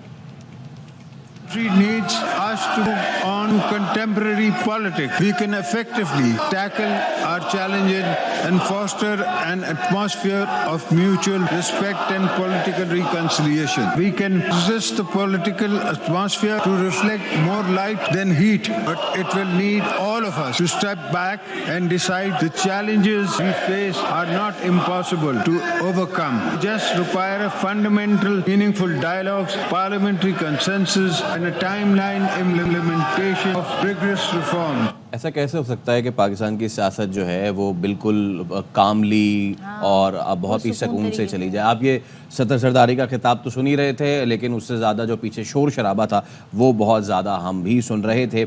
अब ऐसे में जो है वो अपोजिशन ने नारे भी लगाए और पूरा पार्लियामान जो था वो सीटों से और बाजों से जो है वो भी अच्छा, ये भी सिचुएशन रही। अच्छा, इस दौरान जो PTI है वो कह रहे हैं आइन की बहाली करें, अब उस पर हम तहरीक चला रहे हैं, तो वो ये ऐलानात भी हो रहे थे। अब जमात इस्लामी के अमीर बन गए हैं हाफिज़ नईमुर रहमान साहब, तो उन्होंने भी हुकूमत के ख़िलाफ़ तहरीक शुरू करने का ऐलान कर दिया है। तो 21 अप्रैल को वो कह रहे हैं जी इसका हम आइंदा लाहे अमल तैयार करके आपके सामने रखेंगे। तो अब ज़रा ये सारे मामलात, क्योंकि इलेक्शन हमने रमज़ान में सुना था कि ईद के बाद सब तैयारी पकड़ें, तो कहाँ जा रहे हैं ये एहतजाज, क्या रुख इख्तियार करेगा? क्योंकि वाकई में इस वक्त जो मईशत के हालात हैं उसको देखते हुए जो सरमायाकारी पर बात हो रही फोकस पर शिफ्ट हो जाता है। तो बात कर लेते हैं इस्लामाबाद ब्यूरो चीफ ख़ावर घुमन हमारे साथ हैं। ख़ावर, थैंक यू सो मच। सियासी मंजरनामा हम हमेशा ही देखते हैं, कोई ना कोई नई उसमें चीज़ें होती रहती हैं। इस बार मफाहमत की भी बात की जा रही है, तजवीज़ भी सामने लाई जा रही है, साथ में एहतजाजी सियासत भी हो रही है। तो क्या ये जो जरदारी साहब कह रहे हैं कि वक्त कम है, चैलेंजेस बहुत ज़्यादा, होने क्या जा रहा है आने वाले दिनों में? देखें जी, इसमें तो कोई दो राय नहीं है कि जो ये बात है कि वक्त कम है और चैलेंजेस ज्यादा हैं बहसीयत पाकिस्तानी, बहसीयत कौम, बहसीयत मुल्क। बिल्कुल सही बात है। पाकिस्तान की जो मसाइल हैं इस वक्त, पाकिस्तान के जो मईशत के मसाइल है वो हमारे सामने हैं। पाकिस्तान की जो सिक्योरिटी के कंसर्न्स आप देख रही हैं लेटली, वो भी काफी ज्यादा है, उसके ऊपर भी मिल बैठना है। पाकिस्तान के अंदर जो इस वक्त सियासी तकसीम है उसको अगर खत्म करना है, जाहिर है बगैर सियासी इस्तेहकाम के मईशत का जो इस्तेहकाम नहीं हो सकता, तो उसके लिए भी आपको मिल बैठना पड़ेगा। तो कल सदर जरदारी साहब ने अपने जो खिताब के दौरान जो बातें की वो तो सारी की सारी बहुत अच्छी हैं, लेकिन इसके बरक्स जो जमीनी हकायक है वो बिल्कुल मतलब वो डिफरेंट है। अब जाहिर है जमीनी हकायक आप सर पे नजर नहीं कर सकते। जमीनी हकायक ये है कि पाकिस्तान की जो सियासी जमातों का एक बड़ा हिस्सा, वो सियासी जमातें जाहिर है जिनको वोट भी पड़ा है 8 फरवरी 2024 के इंतखाबात में, उनके कुछ कंसर्न्स हैं, वो जायज़ हैं या नाजायज़ हैं। उस हवाले से उनके साथ मिल बैठ के आपको उसका को हल निकालना है। वो आप देख ही रहे हैं कि जो हुकूमत वक्त है वो इस हवाले से हमें इतनी संजीदा नजर नहीं आ रही जितनी नजर आनी चाहिए थी। मुख्तलिफ इश्यूज के ऊपर आप देख रहे हैं कि लीडर ऑफ अपोजिशन की अपॉइंटमेंट होनी थी, उसमें कितनी देरी हो गई। अभी तक जो पब्लिक अकाउंट्स कमेटी का चेयरमैन है उसकी अपॉइंटमेंट के हवाले से आपने देखा देरी चल रही है। फिर ये बहुत ही अहम मामला था, ये जो रिजर्व सीटों वाला मामला था। तो रिजर्व सीटों के मामले के ऊपर हमारी जो खास तौर पर जमहूरियत पसंद जमातें हैं, जिसमें पाकिस्तान पीपल्स पार्टी का सबसे ज्यादा ताल्लुक है, तो सबको इस बात का इल्म है कि एक खास जमात, एक खास नजरिए की जमात को वोट पड़ा है, तो रिजर्व सीटें उन्हीं का हिस्सा है। आप किसी आईनी माहिर से, किसी कानूनी माहिर से बात कर लें, वो यही कहता है कि ये जो रिजर्व सीटों का हिस्सा उन्हीं का है जिनको वोट पड़ा है। लेकिन उसके अंदर एक कानूनी मुशगाफी शामिल है, उस कानूनी मसाइल हैं, तो उन मसाइल को इस्तेमाल करते हुए, उनको सामने रखते हुए उन्होंने कहा नहीं, क्योंकि इनके ये कोई इनका जो इत्तेहाद ऐसी जमात से हुआ जो अभी कोई इलेक्शन में जीती थी, जाहिर अभी वो मामला सुप्रीम कोर्ट के अंदर मौजूद है, उसके ऊपर भी एक वाज़ेह राय आ जाएगी। लेकिन अगर वो इनको ये वो सीटें दे देते तो कुछ तलखी कम हो सकती थी। अच्छा। लेकिन हमारी जो मौजूदा जमातें जो हुकूमत के शामिल हैं, उन्होंने भी हिस्सा बकदर जुसा पाकिस्तान के जो सियासी मसाइल हैं उसके अंदर इजाफा किया। आपका सवाल कि होगा क्या? देखिए, दुनिया की बड़ी से बड़ी जंग, बड़े से बड़ा मसला है, वो बिल आखिर बातचीत के जरिए ही आप टेबल पे बैठते हैं। तो जो एहतजाज का इंडिया दे रहे हैं पीटीआई वाले, ना वो पहले बातचीत पे राजी रहे खावर साहब, पूरी हमने सियासत देख ली इलेक्शन से पहले वाले भी, अब किन वो कौन सी ऐसी कंडीशंस होंगे जिसपे आपको लगता है कि वो बातचीत पर आ जाएंगे? देखिए, ये होता है कि यहाँ पे आपने जेस्चर्स ही करने होते हैं, आप गुडविल जेस्चर्स माजी के अंदर। अब जाहिर है दोनों तरफ मसाइल तो रहे थे, इसमें कोई दो राय नहीं है, कोई शक नहीं है कि हम ये कहें कि ताली सिर्फ एक हाथ से बची है, ताली दोनों हाथों से बची है। माजी की आपने बात की, माजी में भी पहले उनको ये कहा गया कि अगर आप इलेक्शन चाहते हैं तो अपनी हुकूमतें 2 सूबों के अंदर आप इनको डिसॉल्व करें, अभी करें, अभी हम आपको गारंटी देते हैं, लिख के देते हैं। आपको याद होगा आपने भी दर्जनों दफा वो बयान चलाए, मैंने भी अपने प्रोग्राम में चलाए कि जी आप असेंबली डिसॉल्व करें, इलेक्शन ले लें। उन्होंने असेंबली डिसॉल्व की, आपने कहा जी आप घर बैठ जाए, हमने आपको इलेक्शन नहीं देना। ठीक हो, ये आपके भी सामने है, वो मामला चलता रहा। लेकिन माजी को अब जाहिर है माजी तो में जो कुछ होना था वो हो गया। अब सवाल यही है कि आगे बढ़ना क्या है। मेरे ख्याल में पाकिस्तान की इस वक्त जो मौजूदा हुकूमत है उसको इमीडिएटली एक ऑल पार्टीज कॉन्फ्रेंस बनानी चाहिए, खासतौर पर जिस तरह अभी जमात इस्लामी एक मॉडरेट जमात दरमियान में है, फर्ज करें जी मौलाना फजल रहमान साहब जुमा 8 दिन है सरफ पीडीएम की उन्होंने सरबराही की और पीडीएम की सारी जमातों को साथ लेके वो चले। तो ये क्यों कर मुमकिन नहीं हो सकता कि जो हुकूमत है, जो हुकूमत वक्त है इस वक्त, वो मौलाना साहब को ये जिम्मेदारी लगाएं कि जो आपका मसला है उसको भी हल करते हैं और ये मसला भी हल कर दें। ऐसा पॉसिबल हो सकता है। Thank you so much Khawar. यहाँ पर हम ब्रेक ले रहे हैं।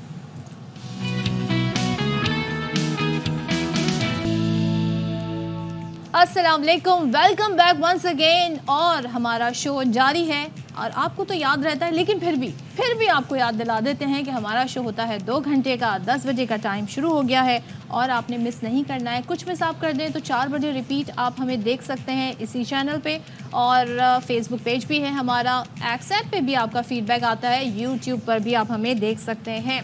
लेकिन आज 10 बजे ज़रा हम जिक्र कर लेते हैं पाकिस्तान की उन नामवर शख्सियात का जिन्होंने मुल्क के कोने कोने में बल्कि दुनिया भर में पाकिस्तान का नाम ऊंचा किया अपने काम से, अपनी परफॉर्मेंस से और उनकी जो एक हमजत पर्सनालिटी थी, वर्सेटाइल पर्सनालिटी थी उनसे। तो सबसे पहले मैं जिक्र करूंगी हमारे ज़बरदस्त लेजेंडरी एक्टर मोहम्मद अली साहब से। आज उनकी बर्थडे का दिन। एब्सोल्युटली, हम इस पे आगे भी डिस्कस करेंगे। इसके अलावा लेजेंडरी मिज़ा फैलाने वाले और बहुत ही ज़बरदस्त कंपेयर, बहुत ही ज़बरदस्त स्टेज आर्टिस्ट उमर शरीफ साहब की भी बर्थडे है। एब्सोल्युटली, उसकी उनकी भी बर्थडे है।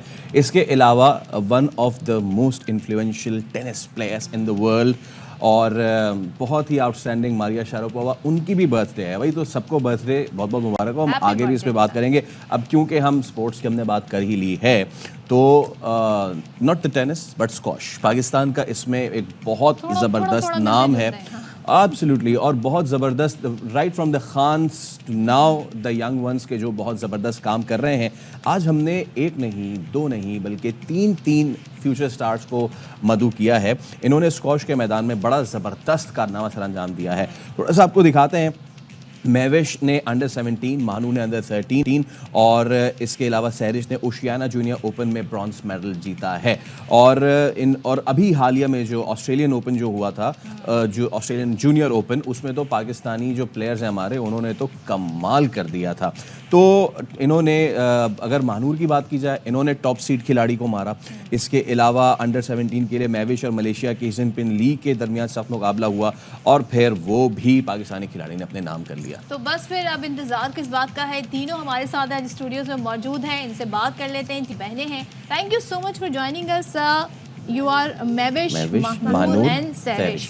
सो भाई, पहले तो मैं आपसे जानना चाहूँगी, तीनों बहनें एक ही स्पोर्ट्स में, तो ये कैसे हुआ, ज़रा ये बताएं हमें। स्टार्टिंग असल में बाबा मेरे खुद एथलीट है। तो उनने हमें स्पोर्ट्स में इसलिए इन्वॉल्व किया क्योंकि वो हमें नेगेटिव एक्टिविटीज़ से दूर रखना चाहते थे, पॉजिटिव एक्टिविटीज़ में। तो उनने हमें इसलिए स्पोर्ट्स में आप लोग ज़्यादा शरारती थे बचपन में? नहीं, लेकिन होता है ना कि आपका फ्यूचर भी हो जाता है और आप फिज़िकली इन्वॉल्व होते हो स्पोर्ट्स में, तो आप हेल्दी भी रहते हो। तो इसलिए बाबा ने हमें स्क्वॉश में डाला क्योंकि वो इंडोर गेम है, वुमेंस के लिए बहुत अच्छी है। तो वो किसी भी टाइम कभी भी आप खेल सकते हैं। अच्छा, और इससे पहले कि मैं सैरिश आपकी जानिब जाऊँ, मानूर आप अंडर 13 खेलती हैं, ज़रा बताएं मुझे कि ये स्क्वॉश जो वैसे तो ना ऐसा लगता है जो स्पोर्ट्स में नहीं इतना ज़्यादा दिलचस्पी रखते, कहते हैं यार there is a closed facility और उसमें जाके आपने जो है just you have to hit that cock. बताइए कितना मुश्किल ये खेल है? बहुत मुश्किल है। जैसे ये लगता है आसान, लेकिन उतना है नहीं। अच्छा। क्योंकि इसमें आपको स्टेमिना की ज़रूरत होती है, आपकी फुल बॉडी इन्वॉल्व होती है, आपका माइंड, आपका जो फिज़िक है, आपकी बॉडी, आपके मसल्स, सब कुछ यूज़ होता है। तो उसके लिए फिर ट्रेनिंग भी उतनी हमारी हार्ड होती है। तो अभी तो मैं अंडर 13 मैंने अभी स्टार्ट किया, पहला टूर्नामेंट था मेरा और उसमें मैं जीती। मैं नर्वस थी, लेकिन क्योंकि अपनी से बड़ी कैटेगरी खेलना फर्स्ट टाइम, तो फिर इतना बड़ा टूर्नामेंट जिसमें बहुत अच्छे प्लेयर्स भी आते हैं, थोड़ा नर्वस थी मैं, लेकिन मैंने उसके लिए ट्रेनिंग भी बहुत टफ़ की थी। तो फिर जाके जो मैं खेली, मैं बहुत अच्छा खेली, मैं खुद से सेटिस्फाई हो गई क्योंकि मैंने बड़ा इम्पोर्टेंट है। मैंने बहुत अपने से अच्छी लड़कियों को हराया। तो मेरे बाबा भी बहुत खुश थे, सब बहुत ज़्यादा खुश थे। अच्छा, तो सैरिश आपसे जानना चाहेंगे, आप सबसे छोटी हैं बहनों में गालिबन? अच्छा, यू मानूर। यार ये तो आप लोग क्रोनोलॉजिकल ऑर्डर में नहीं बैठे। मैं सोच रही थी जिस आप ऑर्डर से बैठी हैं तो मैंने ये सोचा। लेकिन सैरिश आप बताइएगा कि टूर्नामेंट के हवाले से आपकी बहन कह रही हैं कि बड़ा मुश्किल था, जब शुरू में यकीन नहीं आ रहा था। सो ये तैयारी कैसे होती है, किस तरह आप लोग तीनों एक दूसरे की हेल्प आउट करती हैं, किस तरह, ज़ाहिर आप एक ही फील्ड में हैं तो क्या करती हैं? हम सिस्टर्स एक दूसरे को बहुत ज़्यादा अंडरस्टैंड करते हैं। जैसे कि हम लोग एक स्पोर्ट्स में है तो हम लोग एक दूसरे को समझते हैं कि क्या ये गलती कर रही है, हम लोग एक दूसरे को अपनी मिस्टेक्स बताते हैं, हम लोग बहुत हेल्प आउट करते हैं। और मेविश ने इस टूर्नामेंट में हमारी बहुत हेल्प की थी क्योंकि पापा का वीज़ा रिजेक्ट हो गया था और हम तीनों अकेली गई थी। अच्छा। तो हमारे लिए कोई सपोर्ट वाला नहीं था, बहुत ज़्यादा ही नर्वस थी। और फिर भी हमने ऑस्ट्रेलियन की लड़कियों को हराया, न्यूजीलैंड की लड़कियों को हराया, मेविश ने मलेशियन को हराया जो बहुत अच्छा खेलते हैं। तो हम लोग काफ़ी प्राउड है। फर्स्ट टाइम आप अकेले तीनों ट्रैवल कर रहे हैं? जी, फर्स्ट टाइम। क्या बात है। मेविश, थोड़ा सा मुझे टूर्नामेंट के बारे में बताएं। आपकी हम वो जो फिटनेस रिजिम और डाइट पे तो बात करेंगे ही, लेकिन दिस टूर्नामेंट पाकिस्तान में एक वक्त पे स्क्वॉश बहुत ज़बरदस्त था, मतलब वी वर अनबीटन लेजेंड्स। बीच में एक थोड़ा सा डल पीरियड आया, लेकिन अब हम देख रहे हैं दोबारा से माशाल्लाह अभी इजिप्ट में जाके इतनी ज़बरदस्त परफॉर्मेंस दिखाई, फिर आप लोगों ने ऑस्ट्रेलियन, और सिर्फ आप लोगों ने नहीं, दीगर जो आपके साथ कंटिजेंट में भी थे उन्होंने भी बड़ा ज़बरदस्त किया।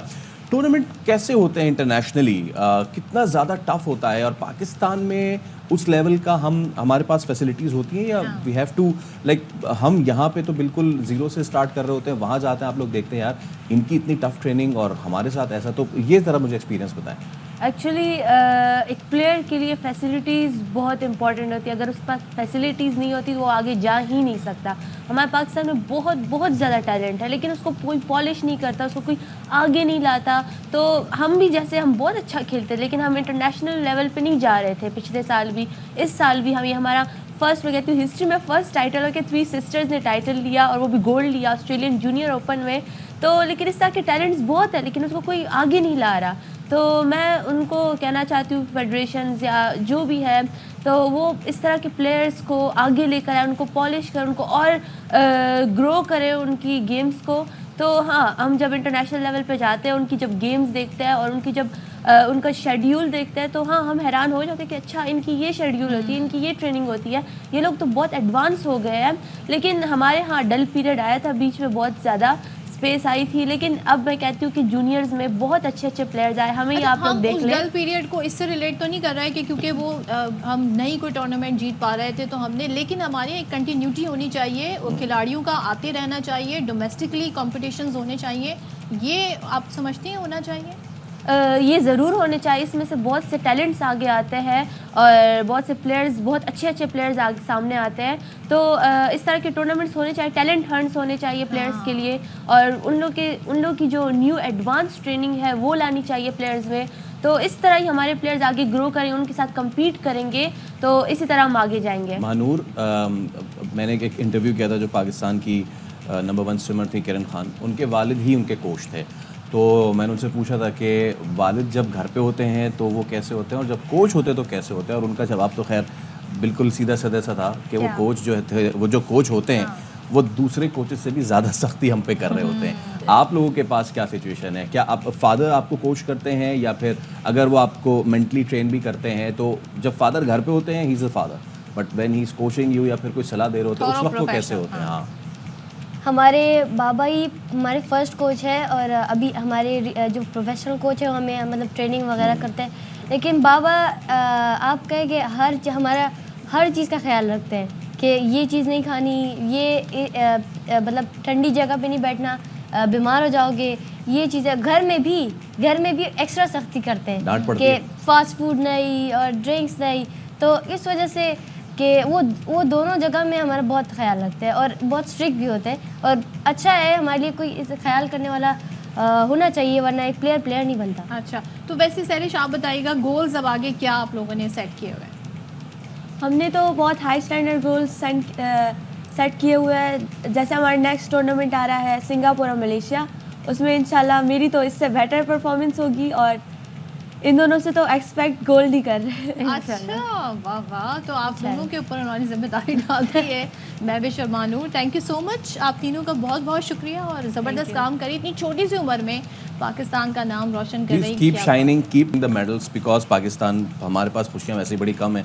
आप लोग जब इस तरह करते हैं तो हमारी जो नेशनल यूनिटी जो होती है ना, वो बहुत ज़्यादा बढ़ जाती है। हम वन नेशन स्पोर्ट है, लेकिन दीगर स्पोर्ट्स का भी ऊपर आना बहुत ज़्यादा ज़रूरी है, ताकि हमारे पास सिर्फ क्रिकेट का टैलेंट नहीं है, और भी कितने ज़्यादा टैलेंट है। थैंक यू सो मच, आप तीनों आई और ज़बरदस्त काम कर रही हैं। आगे बढ़ते हैं और डेवलपिंग स्टोरीज़ हैं उनको शेयर करते हैं। कराची में जो सुबह वाक़या हुआ है उसी से रिलेटेड, सदर आसिफ जरदारी की कराची के इलाके लांडी में खुदकुश धमाके की मजम्मत। आसिफ जरदारी ने पुलिस की दहशतगर्दों के खिलाफ बरवक्त कार्रवाई को सराहा, और पुलिस की बरवक्त कार्रवाई ने बड़े जानी नुकसान से बचाया। आसिफ जरदारी कहते हैं पूरी कौम मिलकर दहशत गर्दी का मुकाबला करेगी। सदर मुमलिकत ने यह भी कहा कि शर पसंद अनासर का जड़ से खात्मा किया जाएगा।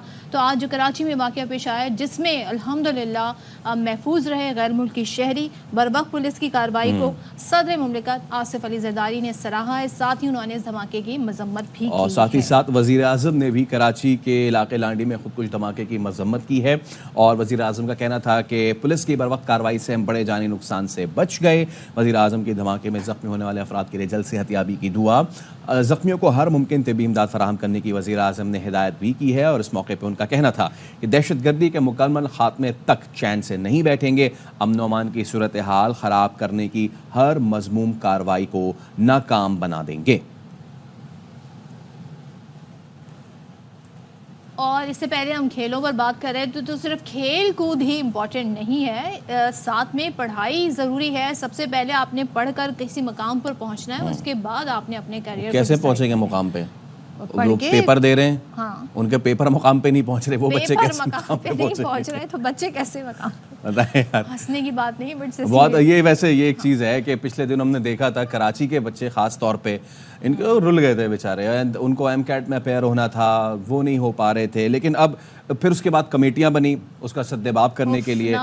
जी, अब हुआ यह है कि कराची जो मैट्रिक बोर्ड है फाइनली जाग गया है। इम्तहानात में नकल को रोकने के लिए मुतादिद अहम इक़दामात किए हैं। अब इम्तहानी मराकज़ जो हैं वो तब्दील नहीं करवाए जा सकेंगे और उम्मीदवारों को तब्दील करके जो है वो भी नहीं बिठाया जा सकेगा। तशवीशनाक बात यह है कि ये सब हो रहा था, ये सब हो रहा था और बड़े धड़ल्ले के साथ हो रहा था।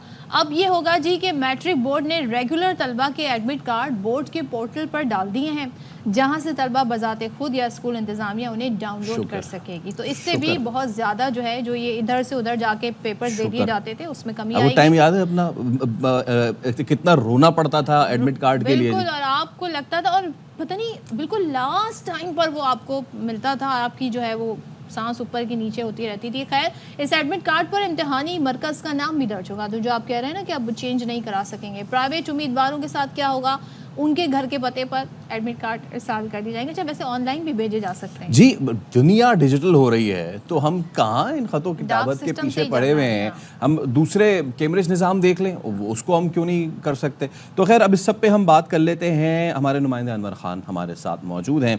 तो अनवर, देर आयत दुरुस्त आयत, अब फाइनली कराची बोर्ड जो है वो मैट्रिक बोर्ड उसने नकल की रोकथाम के लिए जो इक़दाम किए हैं, आप भी ज़रा बताएं क्या क्या इक़दाम हैं।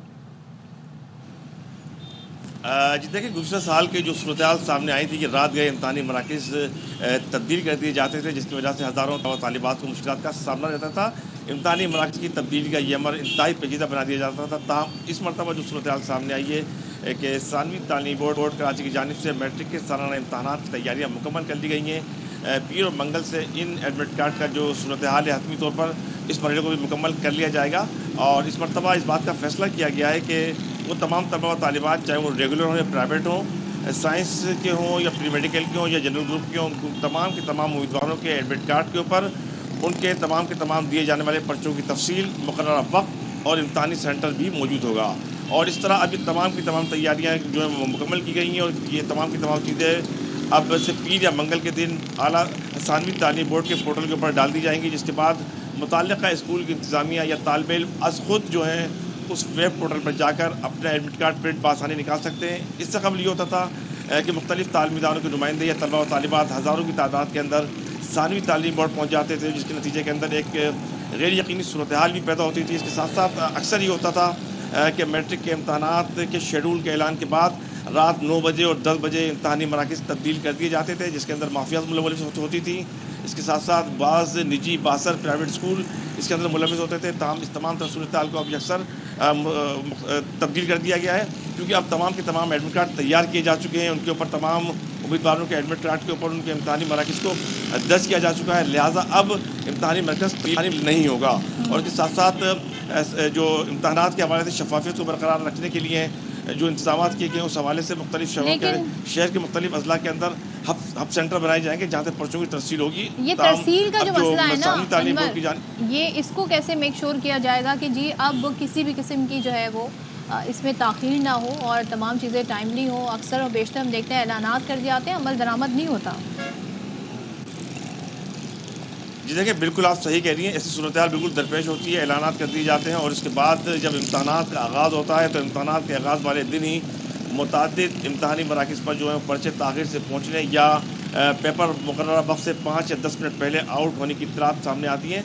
सानवी तालीम बोर्ड के हुक्काम ये कहते हैं कि सेंटर कोई भी पर्चा, अगर पर्चा 9:05 या 10 मिनट के ऊपर पेपर मार्केट के अंदर आता है तो उसको वो आउट करार नहीं देते हैं। क्योंकि इस बात के वाज़ेह इम्कानात मौजूद होते हैं कि लाखों की तादाद के अंदर गैजेट्स मौजूद हैं और बहुत बड़ी तादाद के अंदर इम्तहानी अमला इसके अंदर जो है वो शिरकत कर रहा होता है। किसी एक की गलती की वजह से पर्चा जो है वो सोशल मीडिया की ज़ीनत बन जाता है। ताम इंतजाम किए जा रहे हैं कि सूरत हाल में कंट्रोल किया जा सके। लेकिन ये नहीं होना चाहिए। अनवर, ठीक है, बहुत शुक्रिया आपका, आप इस हवाले से हमें अपडेट तो कर रहे हैं, बट ये एक काम होता है, ये एक काम होता है। अगर एक ही गलती से भी लीक हो जाता है तो ये एक छोटी चीज़ नहीं है। अगेन हम उसी बात पे अगर आ जाएं, अगर तो इसकी डिजिटलाइजेशन कर दी जाए और उस पर सख्त सिक्योरिटी रखी जाए तो फिर ये मामला तो नहीं। बाय द वे हम डिजिटल पर्चा भी ऐसा हो जो लोगों की रेक्टिफिकेशन वाला कॉन्सेप्ट उसमें ना हो कि मतलब उनको पता हो जी ये सवाल मैंने याद किया हुआ था, इसका भर्रा मैंने बनाया हुआ है। आप उनसे उनकी राय जानने की कोशिश करें, लोगों को क्रिएटिव बनाने की कोशिश करें, क्रिएटिव थिंकिंग की तरफ उन्हें लाने की कोशिश करें।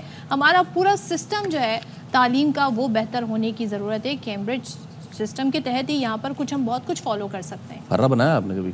नहीं, अल्हम्दुलिल्लाह इसकी नौबत नहीं आई। मैं तो डर की वजह से नहीं बना पाता था कि मैं पकड़ ली गया तो फिर मेरा क्या होगा। खैर, लेकिन अगेन वही बात है कि डिजिटलाइजेशन होगी तो फिर चीज़ें बेहतर हो पाएंगी। लेकिन गैजेट्स की बात हो रही है तो फिर हाँ, तो आए ज़रा आपको ये बताते हैं कि पाकिस्तानियों आपने कितना इंटरनेट का जीबी इस्तेमाल कर लिया है और कितना आपने टाइम दिया है। 2023 की बात हो रही है जी। जो मोबाइल फ़ोन तो खैर हर किसी के पास है। हर पाकिस्तानी ने एवरेज माहाना 7.5 GB मोबाइल डेटा इस्तेमाल किया है।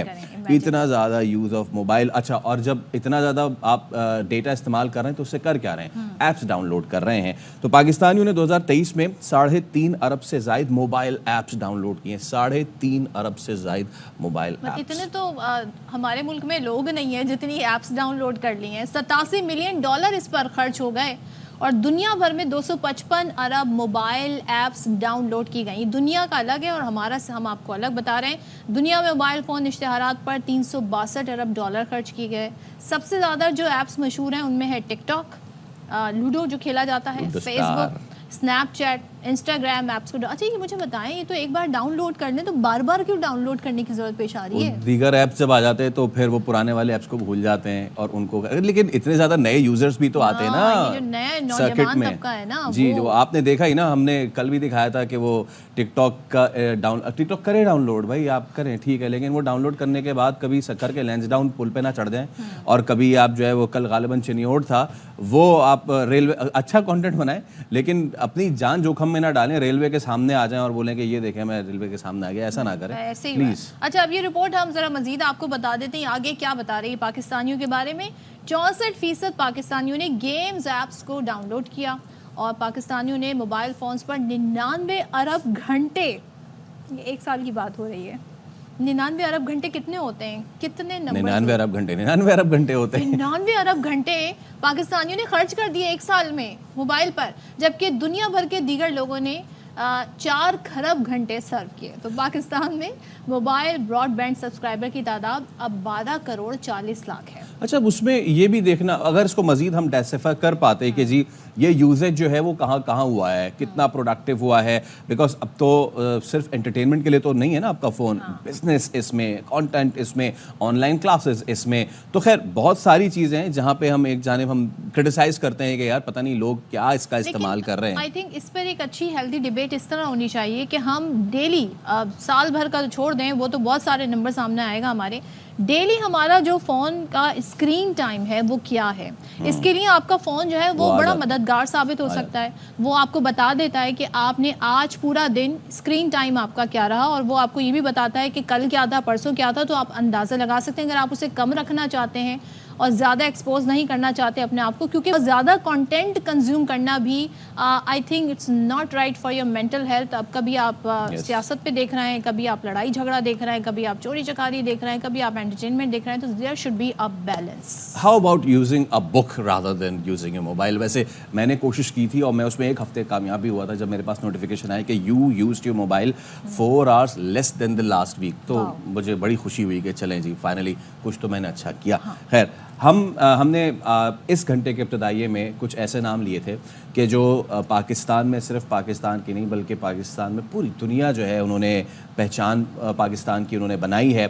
और उसमें अगर एशिया के सबसे बड़े जो है वो कॉमेडी स्टार की बात की जाए तो उसमें उमर शरीफ का नाम सरे फहरिस्त रहेगा। उनसे सीख सीख के आज बहुत सारे लोग बहुत बड़े बड़े स्टार्स बन गए हैं। इंडिया में भी उनकी जो मकबूलियत है, आमिर खान ने कहा था कि मैंने उनसे टाइमिंग सीखे थे। बहुत सारे इंडियन कॉमेडियन हैं जो ये बताते हैं कि कपिल शर्मा का आपने नाम लिया, जॉन लीवर है, वो बताते हैं कि किस तरह हम, और उस ज़माने में कसट का कल्चर हुआ करता था, वो लेकर हम देखा करते थे। और जब जोड़ी बनी थी मोइन अख्तर साहब और उमर शरीफ साहब की, और जो स्टेज ड्रामे होते थे, सो बस फिर तो कहते हैं ना कॉमेडी खत्म है। तो कुछ झलक हम देख लेते हैं उमर शरीफ साहब के। कहते हैं ना अहाता तो हम नहीं कर सकते इतने कम टाइम में कि उन्होंने जो काम किया है, लेकिन उसकी एक झलक हम आपको दिखाते हैं। तो इस वक्त मैं बोल नहीं पा रही थी क्योंकि वो जो क्लिप्स हम देख रहे हैं उमर शरीफ साहब के, वो इतने कहते हैं ना आपको एकदम से बिल्कुल डिफरेंट मोड में ले जाते हैं। कॉमेडी का यही सबसे बड़ा फैक्टर है। और अब बड़ा कल्चर है स्टैंड अप कॉमेडीज़ का, और ये उस ज़माने की बात हो रही है जब सिर्फ आप स्टेज ड्रामे वहाँ जाकर देख सकते थे, कहीं पे टेलीकास्ट हो जाए, एक आध चैनल हुआ करते थे और फिर कैसेट पे ये देखे जाते थे। उस वक्त इस तरह मशहूर हो जाना गोल्डन पीरियड स्टेज का अगर कहा जाए तो ये बेजाना होगा। और उमर शरीफ के हम देख रहे हैं कि जाते ही अब स्टेज वैसा है भी नहीं, उस तरीके का इम्प्रॉम्प्टो मिजाह नहीं है, मिजाह फक्कड़पन में तब्दील हो गया है। अगर आप मिजाह अपने घर वालों, अपनी खातीन, अपने वालिद, अपनी वालदा, अपनी बहनों के साथ बैठ के ना देख सकें तो वो मिज़ा नहीं है। और यही उमर शरीफ का यक्ता था कि पूरा घर इकट्ठे बैठ के ये मिज़ा देखता था, फैमिली बैठ के साथ एंजॉय करती थी। तो क्या बात है। और हमारे लेजेंडरी कॉमेडियन एक्टर, आज उनकी सालगिरह भी है, तो उनको उनके काम ने जो कहते हैं ना सब मोतरफ हैं और सब याद करते हैं। और वो बड़ी अच्छी शख्सियत भी थे जो उनको पर्सनली जानते हैं, और डाउन टू अर्थ, और बड़ा उन्होंने काम किया। तो इसी के साथ यहाँ पर हम फिर ब्रेक लेते हैं और ब्रेक के बाद वापस आते हैं।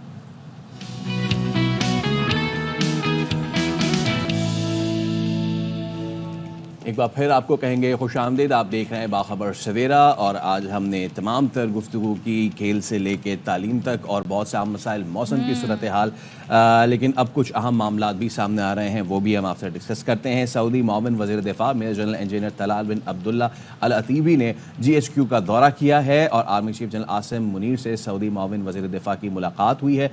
इस मुलाकात में बाहमी दिलचस्पी के उमूर, दिफाई पैदावार पर तबादला ख्याल किया गया है। मुलाकात में फ़ौजी तरबियत समेत दो तरफा दिफाई ताउन मजीद बढ़ाने पर तबादला ख्याल भी किया गया है। ऐसे में आर्मी चीफ ने रॉयल सऊदी लैंड फोर्सेस की इस्तादकार बढ़ाने के लिए पाक फौज की हिमायत के अज़म का इआदा भी किया। सऊदी माविन वज़ीर दिफा का दहशत गर्दी को जड़ से उखाड़ने का भी अज़म का इआदा आया है, और उसके खिलाफ पाक फौज की कामयाबियों की कुर्बानियों का एतराफ़ भी किया है। सऊदी माविन वज़ीर दिफा ने इलाकाई अमन के लिए पाक फौज की गिरा कदर खिदमात का भी एतराफ़ किया है। तो सऊदी माविन वज़ीर दिफा मेजर जनरल इंजीनियर तलाल बिन अब्दुल्ला अल अतीबी ने जनरल हेडक्वार्टर्स का दौरा किया है, और army chief general Asim Munir से मुलाकात हुई है। इस मुलाकात में बाहमी दिलचस्पी के उमूर, दिफाई पैदावार और दीगर अहम उमूर पर तबादला ख्याल किया गया। चलें जी, अब बढ़ते हैं हम अपने सेगमेंट की तरफ और सेहत आम्मा से मुतालिक बात करते हैं। बहुत सारी ऐसे हमारे जिस्म में ऑर्गन हैं जिनके बारे में हमें पता तो होता है लेकिन इतनी मालूमात नहीं होती है, और जब हमें उसके बारे में अंदाज़ा होता है या तो हमें उससे मुतालिक कोई सिचुएशन से हम गुजर रहे होते हैं, मुतालिक कोई किसी को बीमारी लाहिक हो जाती है, तब जाके अंदाज़ा होता है। फॉर ग्रांटेड लिया हुआ होता है, फॉर ग्रांटेड लिया हुआ होता है। आज दुनिया भर में जिगर का आलमी दिन मनाया जा रहा है। लिवर की बड़ी इंपॉर्टेंस है हमारी लाइफ में, इसका बड़ा फंक्शन है और बड़ा अहम फंक्शन है। ख़ास तौर पे जी अफजाइश खून का ये सबब बनता है, आपके डाइजेस्टिव सिस्टम में हेल्प करता है। लेकिन अगर इसमें गड़बड़ हो जाए तो फिर आपकी सेहत पर भी बुरे असरात पड़ते हैं। जी हाँ, पाकिस्तान तो सबसे ज़्यादा अफेक्ट होती है यहाँ के पॉपुलेशन हेपेटाइटिस और इसके अलावा लिवर कैंसर, ये बहुत ही जानलेवा हैं। और लिवर कैंसर तो अभी भी जानलेवा है। हेपेटाइटिस का थोड़ी बहुत स्क्रीनिंग का अब लोगों में शऊर उजागर हो गया, लेकिन उसमें भी अगर आप सी हैं तो you can be a good survivor. B और ए में अभी भी कुछ मामलात इतने अच्छे नहीं हैं। तो प्लेटलेट्स कम हो जाते हैं, खाने पीने का ऑब्वियसली दिल नहीं करता है, यरकान हो जाता है, मैदे में दर्द रहता है। नाउ स्टार्ट्स सालाना 20 लाख लोग जो है वो मौत के मुंह में चले जाते हैं। अब इस आर्जे से कैसे बचा जाए, और इस सबसे ऊपर एक चीज़ भूलिएगा, फैटी लिवर। वो पाकिस्तान का भैया बहुत बड़ा है इशू।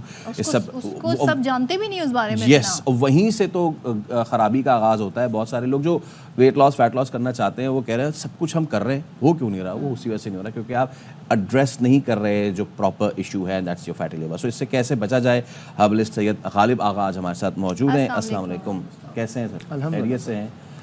वर्ल्ड लिवर डे, सबसे पहले तो बताएं इसकी इम्पोर्टेंस क्या है? सर, जिगर हमारे जिस्म का एक सबसे बड़ा ऑर्गन है जो कि तकरीबन 1 से 1.5 किलो तक का होता है, और डिफरेंट किस्म के जो हमारे जैसे निज़ाम हज़म, खून की सफाई, शुगर के पेशेंट्स बन जाते हैं लिवर एक्टिविटी प्रॉपर तौर पे ना होने की वजह से। और इसके साथ साथ जैसे हमने अभी जिक्र किया भाई ने कि बहुत सारे और इश्यूज़ जो कि हम लोग लिवर को सही तरह प्रॉपर तौर पे ट्रीट ना करने की वजह से भुगत रहे हैं डिफरेंट बीमारियों की सूरत में। अनफॉर्चुनेटली 25% लोग दुनिया में इस वक्त फैटी लिवर के पेशेंट्स हैं, डिफरेंट किस्म के डाइटरी हैबिट्स और अपनी ज़िंदगी के रूटीन्स की ख़राबी की वजह से। और हम अगर समझाना चाहें फैटी लिवर है क्या? फैटी लिवर कोई बीमारी नहीं है। फैटी लिवर हमारी एक तबीयत की ख़राबी या हमारे रूटीन की ख़राबी की एक अलामत है, जिसको हम ये कॉमन ज़बान में अगर बात की जाए तो जिगर पे थोड़ी सी चर्बी का आ जाना, बस ये एक इब्तिदा है डिफरेंट बीमारियों की तरफ हमें लेके जा सकती है। ये बेसिकली उसको निगलेक्ट नहीं करना चाहिए। उसको निगलेक्ट उसके लिए स्पेसिफिकली कोई मेडिकेशंस भी नहीं है, ठीक है। लेकिन जिगर के अफ़ाल को बेहतर रखना, अपनी डाइटरी हैबिट्स को चेंज करना, जैसे कि सरसों का तेल इस्तेमाल करें, डिफरेंट किस्म के सरसों का तेल, मस्टर्ड ऑयल, डेंसिटी उसमें बहुत होती है। बट आज से 30 साल पहले अगर आप चले जाएं, 35 साल पहले चले जाएं, तो नॉर्मली घरों में देसी घी और सरसों का तेल और तिल का तेल इस्तेमाल होता था, और दिल के अमराज के मरीज़ भी कम थे बहुत। और ओवरऑल अगर हम हेल्थ वाइज देखें तो क्योंकि हम बात करें आज जिगर की, तो जिगर का अफ़ाल जब बेहतर होता है तो इंसान की 80% बॉडी अच्छा वर्क करती है। तो फैटी लिवर जो है वो अपनी आदत बेहतर करने से बेसिकली फास्ट फूड का सरसों का तेल, देसी घी की बात हो रही है। डिफरेंट किस्म के जो हम घी के नाम पे बेवकूफ़ बनते हैं, माजरत के साथ उनकी बात नहीं हो रही। प्रोसेस्ड ऑयल की बात हो रही है। प्रोसेस्ड ऑयल नहीं लेना चाहिए, वो जिगर को नुकसान दे सकता है। फास्ट फूड से बचें। शुगर, नॉर्मली हम ये सिर्फ देखते हैं कि फैटी लिवर है, फ़ैट को रिलेट कर रहे होते हैं और हम ये समझ रहे होते हैं कि हमें सिर्फ फैट्स को बंद करना है, तेल को बंद करना है। ऐसा नहीं है, हमें शुगर को भी बंद करना है, हमें नमक कम करना है, हमें चीनी बंद करनी है। हम जैसे नॉर्मली अगर एक बात की जाए, बहुत सारे लोग कहते हैं चीनी को कितना कम करें। हम नॉर्मल जो चीनी ले रहे होते हैं, ज़्यादातर कराची वालों की अगर बात करें तो चाय में तकरीबन हम 80% चीनी कंज्यूम कर रहे होते हैं। मीठा खाना या फ्रूट्स का इंटेक बहुत कम है। तो मैं अक्सर पेशेंट्स को सिर्फ ये रिकमेंड करता हूँ कि आप चीनी चाय में बंद कर दें और आप बाकी फ्रूट्स और बाकी जो इंटेक है वो चाय के तो चस्के हैं यहाँ पर, वही गलत है। चीनी का इंटेक 80% कम हो जाएगा अगर हम चीनी चाय में कम कर दें तो fatty liver half tea spoon लेती हूँ बस। ठीक है। अच्छा, बात की जाएगा फैटी लिवर के लिए, तो फैटी लिवर के लिए एक बहुत अच्छा एक रेमेडी अर्ज कर सकता हूँ। आंवला जो पाउडर होता है वो अगर आधा चाय का चम्मच चले तो वो डिटॉक्सिफिकेशन में बहुत अच्छा अमल रखता है, तो वो एक बहुत अच्छी दवा हो सकती है लिवर डिटॉक्सिफिकेशन के लिए, और फैटी लिवर के लिए बेहतर अमल हो सकता है। खाना बहुत देर तक, मतलब लेट नाइट खाना ना खाएं, थोड़ा सा अर्ली खाकर 1 से 2 घंटा कम से कम आपको जो है वो बेड रेस्ट से पहले चाहिए, कोई एक्टिविटी चाहिए जो आप नैप और आप लेटने का अमल आपका थोड़ा सा दूर रहे।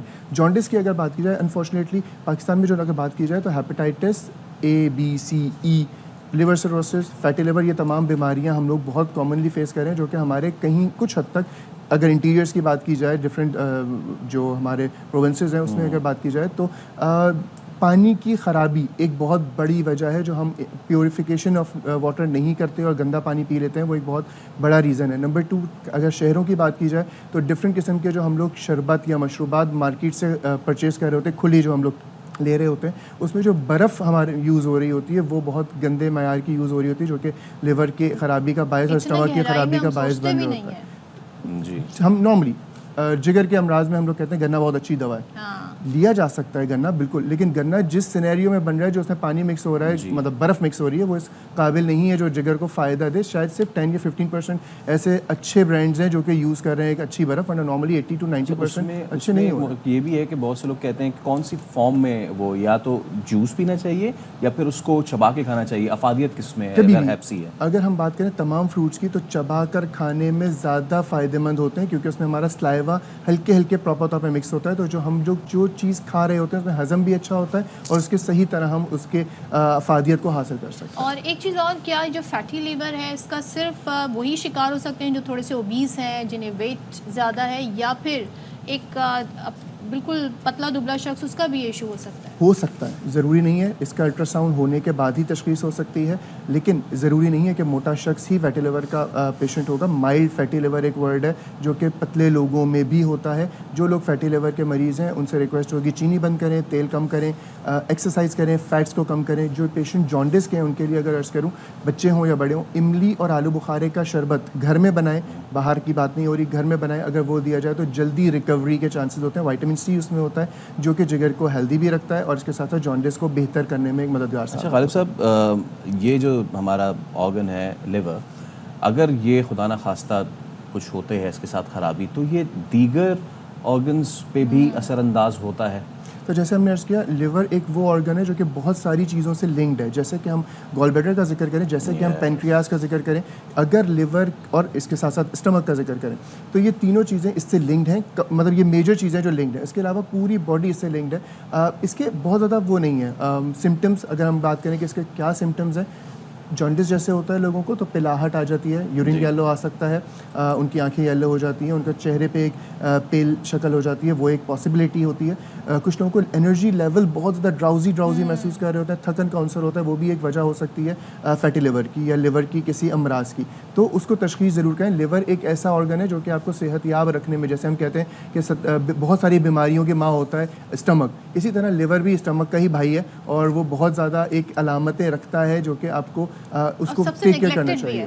सबसे ज़्यादा निगलेक्टेड और सबसे ज़्यादा इंपॉर्टेंस की ज़रूरत है। फैटी लिवर आपने कहा अगर हम एहतियात करें, उस हिसाब से अपनी डाइट रखें, तो क्या एक हेल्दी लिवर में कन्वर्ट हो सकता है? लिवर वो वाहिद ऑर्गन है जो कि खुद ब खुद ये सलाहियत रखता है कि हम उसको अगर प्रॉपर तौर पे केयर करने की कोशिश करें तो क्योर खुद हो जाता है। वाहिद ऑर्गन है हमारी बॉडी का।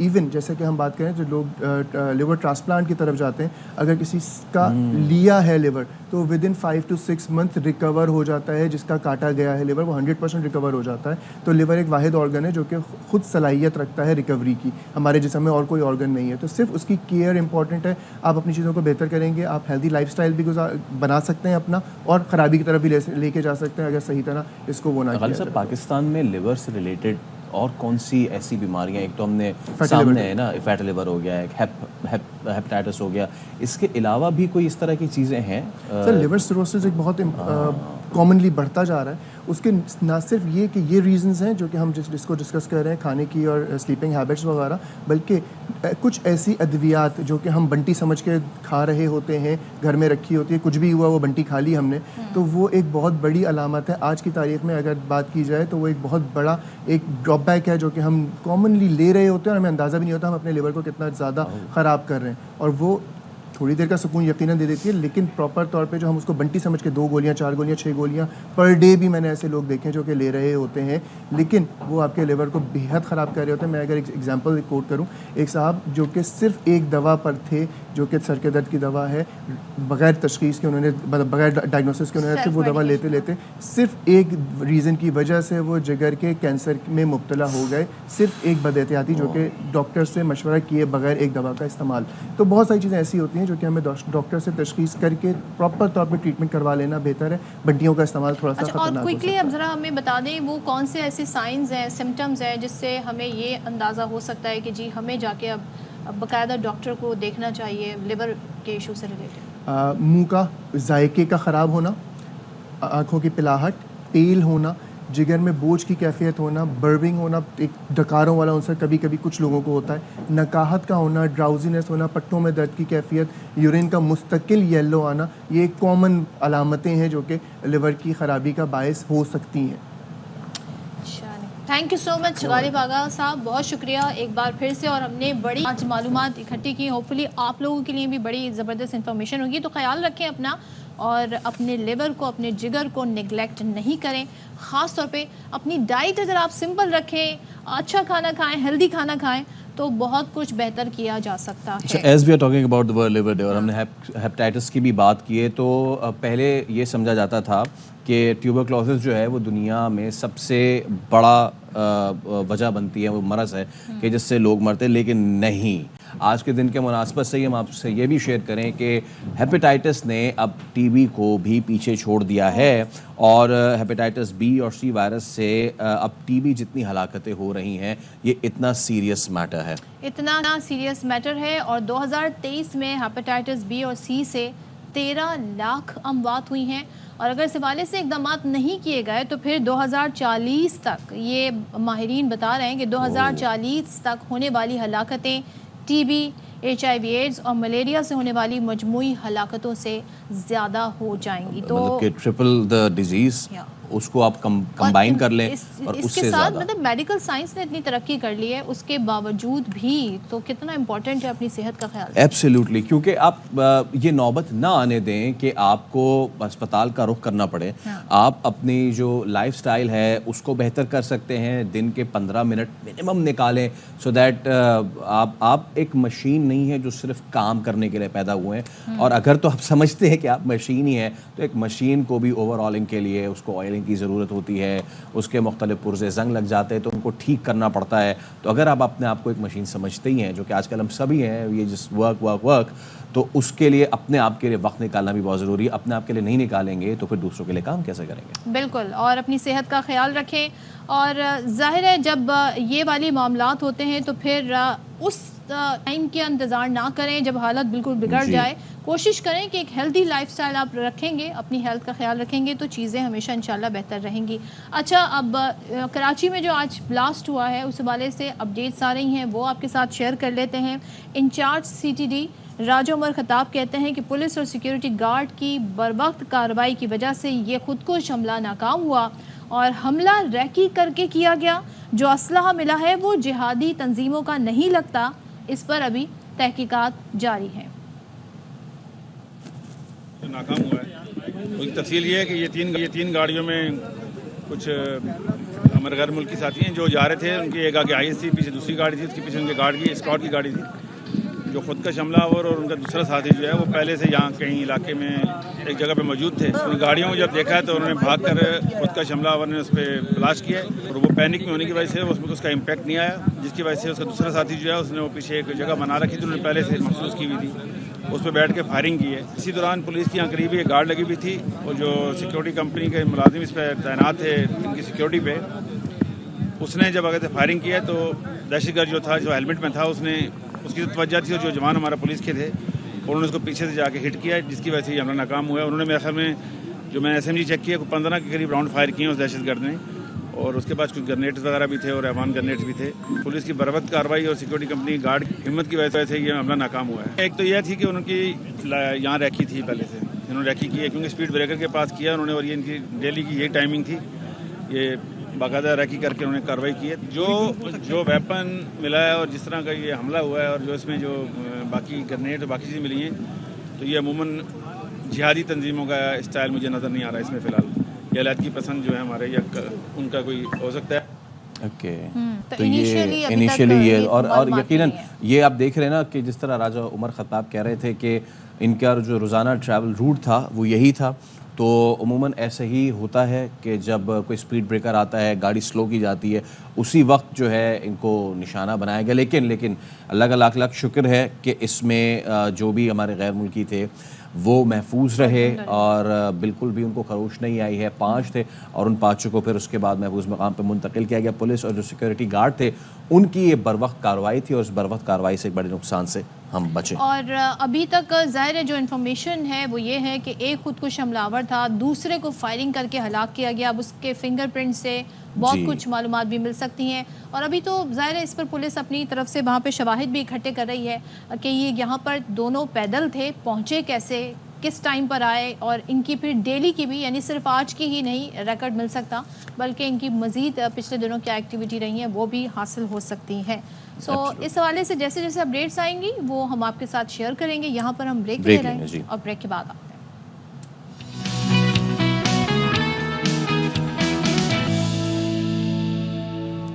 अब देख रहे हैं बाखबर सवेरा। ब्रेक पे जाने से पहले हम बात कर रहे थे कराची मानसेरा कॉलोनी लांडी में जो वाक़या पेश आया है और उसको न्यूट्रलाइज़ किया गया इस पूरे वाक़े को। अब DIG ईस्ट जो हैं उनका कहना है कि इब्तदाई तौर पर लगता है दहशतगर्दों की तादाद जो है वो 2 लगती है और लगता है दोनों पैदल थे। एक दहशतगर्द ने गाड़ी के करीब आकर ख़ुद को धमाके से उड़ाया और हमारे नुमाइंदे नदीर शाह से उन्होंने खुसूसी बातचीत की है, वो आपको सुनाते हैं। कलेक्ट हो गई हैं, अब हम कनेक्ट कर रहे हैं डॉट्स को, लीड्स को। देखिए बेसिकली तो आपके सामने अभी तक तो अपेरेंटली 2 नज़र आ रहे हैं, पर इसके पीछे और कौन थे ये अब आहिस्ता आहिस्ता इन्फॉर्मेशन जो हमें एविडेंस मिली है उसको डेवलप करने के बाद जो इन्फॉर्मेशन होगी वो हम आपसे शेयर करते रहेंगे। अभी CTD के विंग को आप मेरे ख्याल में इस पर काम करने दें और अच्छी इनको एविडेंसेस मिली हैं और आपको हम कोई अच्छी ब्रेक थ्रू देंगे। कह सकते हैं कि एक तवील अरसे के बाद कराची में एक दहशतगर्दी का मंसूबा पुलिस और सिक्योरिटी वाले ने नाकाम बना दिया। नाकाम तो बना है, बिल्कुल बना है, आप बिल्कुल ठीक कह रहे हैं। पुलिस का क्विकली और टाइमली रिस्पॉन्स था। अब चूँकि इसमें चाइनीज़ के अलावा दूसरों को टारगेट करने की कोशिश की गई थी, अब इस एंगल के ऊपर काम हो रहा है हमारा। Thank you.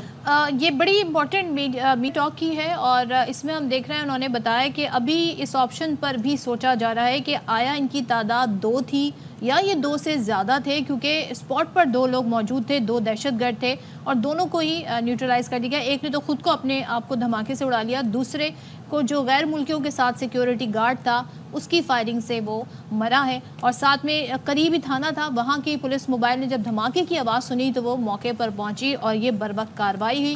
वो जो गैर मुल्की थे वो उनके साथ सिक्योरिटी की और गाड़ियाँ भी थीं, वो उसमें वहाँ से मुंतकिल हो गए, उस इलाके से रवाना हो गए। लेकिन जैसे कि पहले राजा उमर खताब भी बता रहे थे कि प्रॉपर रैकी करके, क्योंकि ये इनका डेली रूटीन था यहाँ से जाना, ये हमला करने की कोशिश की गई। अच्छा, एडिशनल IG कराची की गुफ्तगू थी जो आपने सुनी है।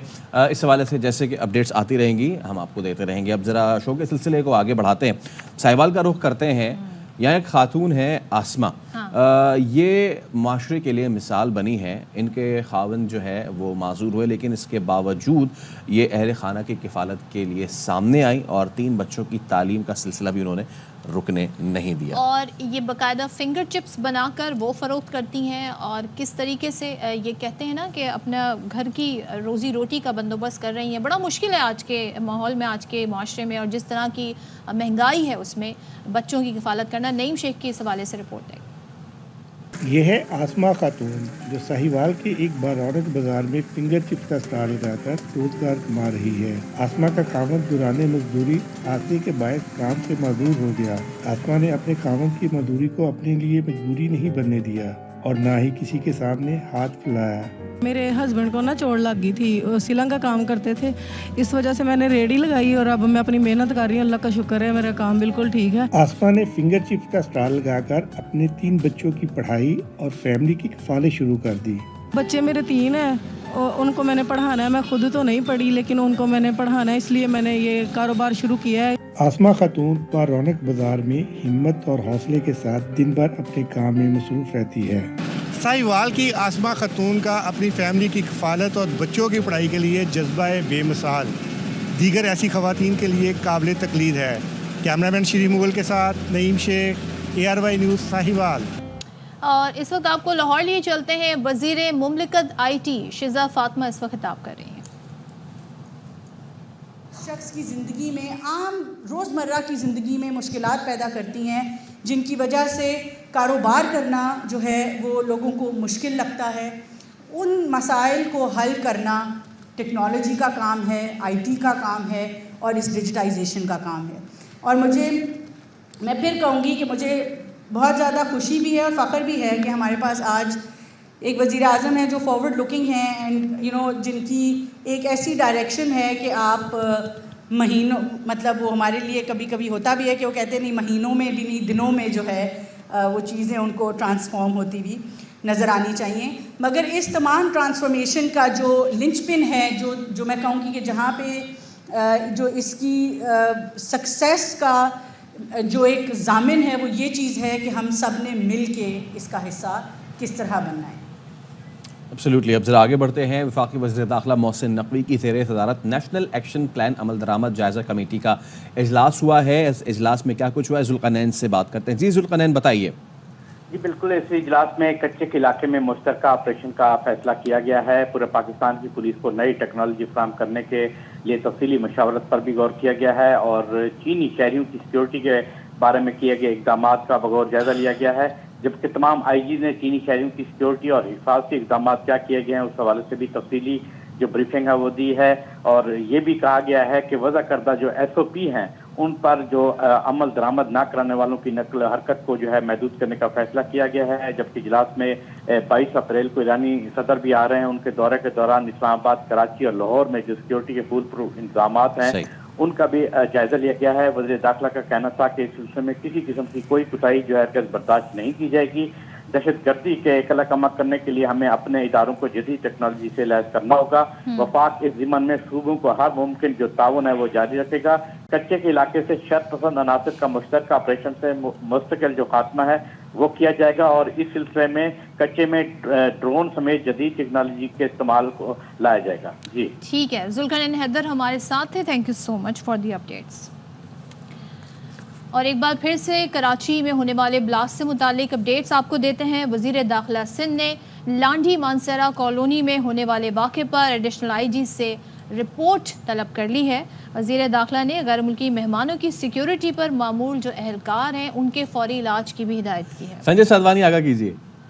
जी बिल्कुल, वज़ीर दाखिला सिंध ज़ियाउल अंजाम ने लांडी के वाक़े का नोटिस लिया है। एडिशनल IG कराची से वाक़े की रिपोर्ट तलब की है। साथ ही साथ पुलिस हकाम को ये हिदायत की है कि गैर मुल्कियों की सिक्योरिटी में मजीद इजाफा किया जाए। जो मेहमान सिंध आते हैं उन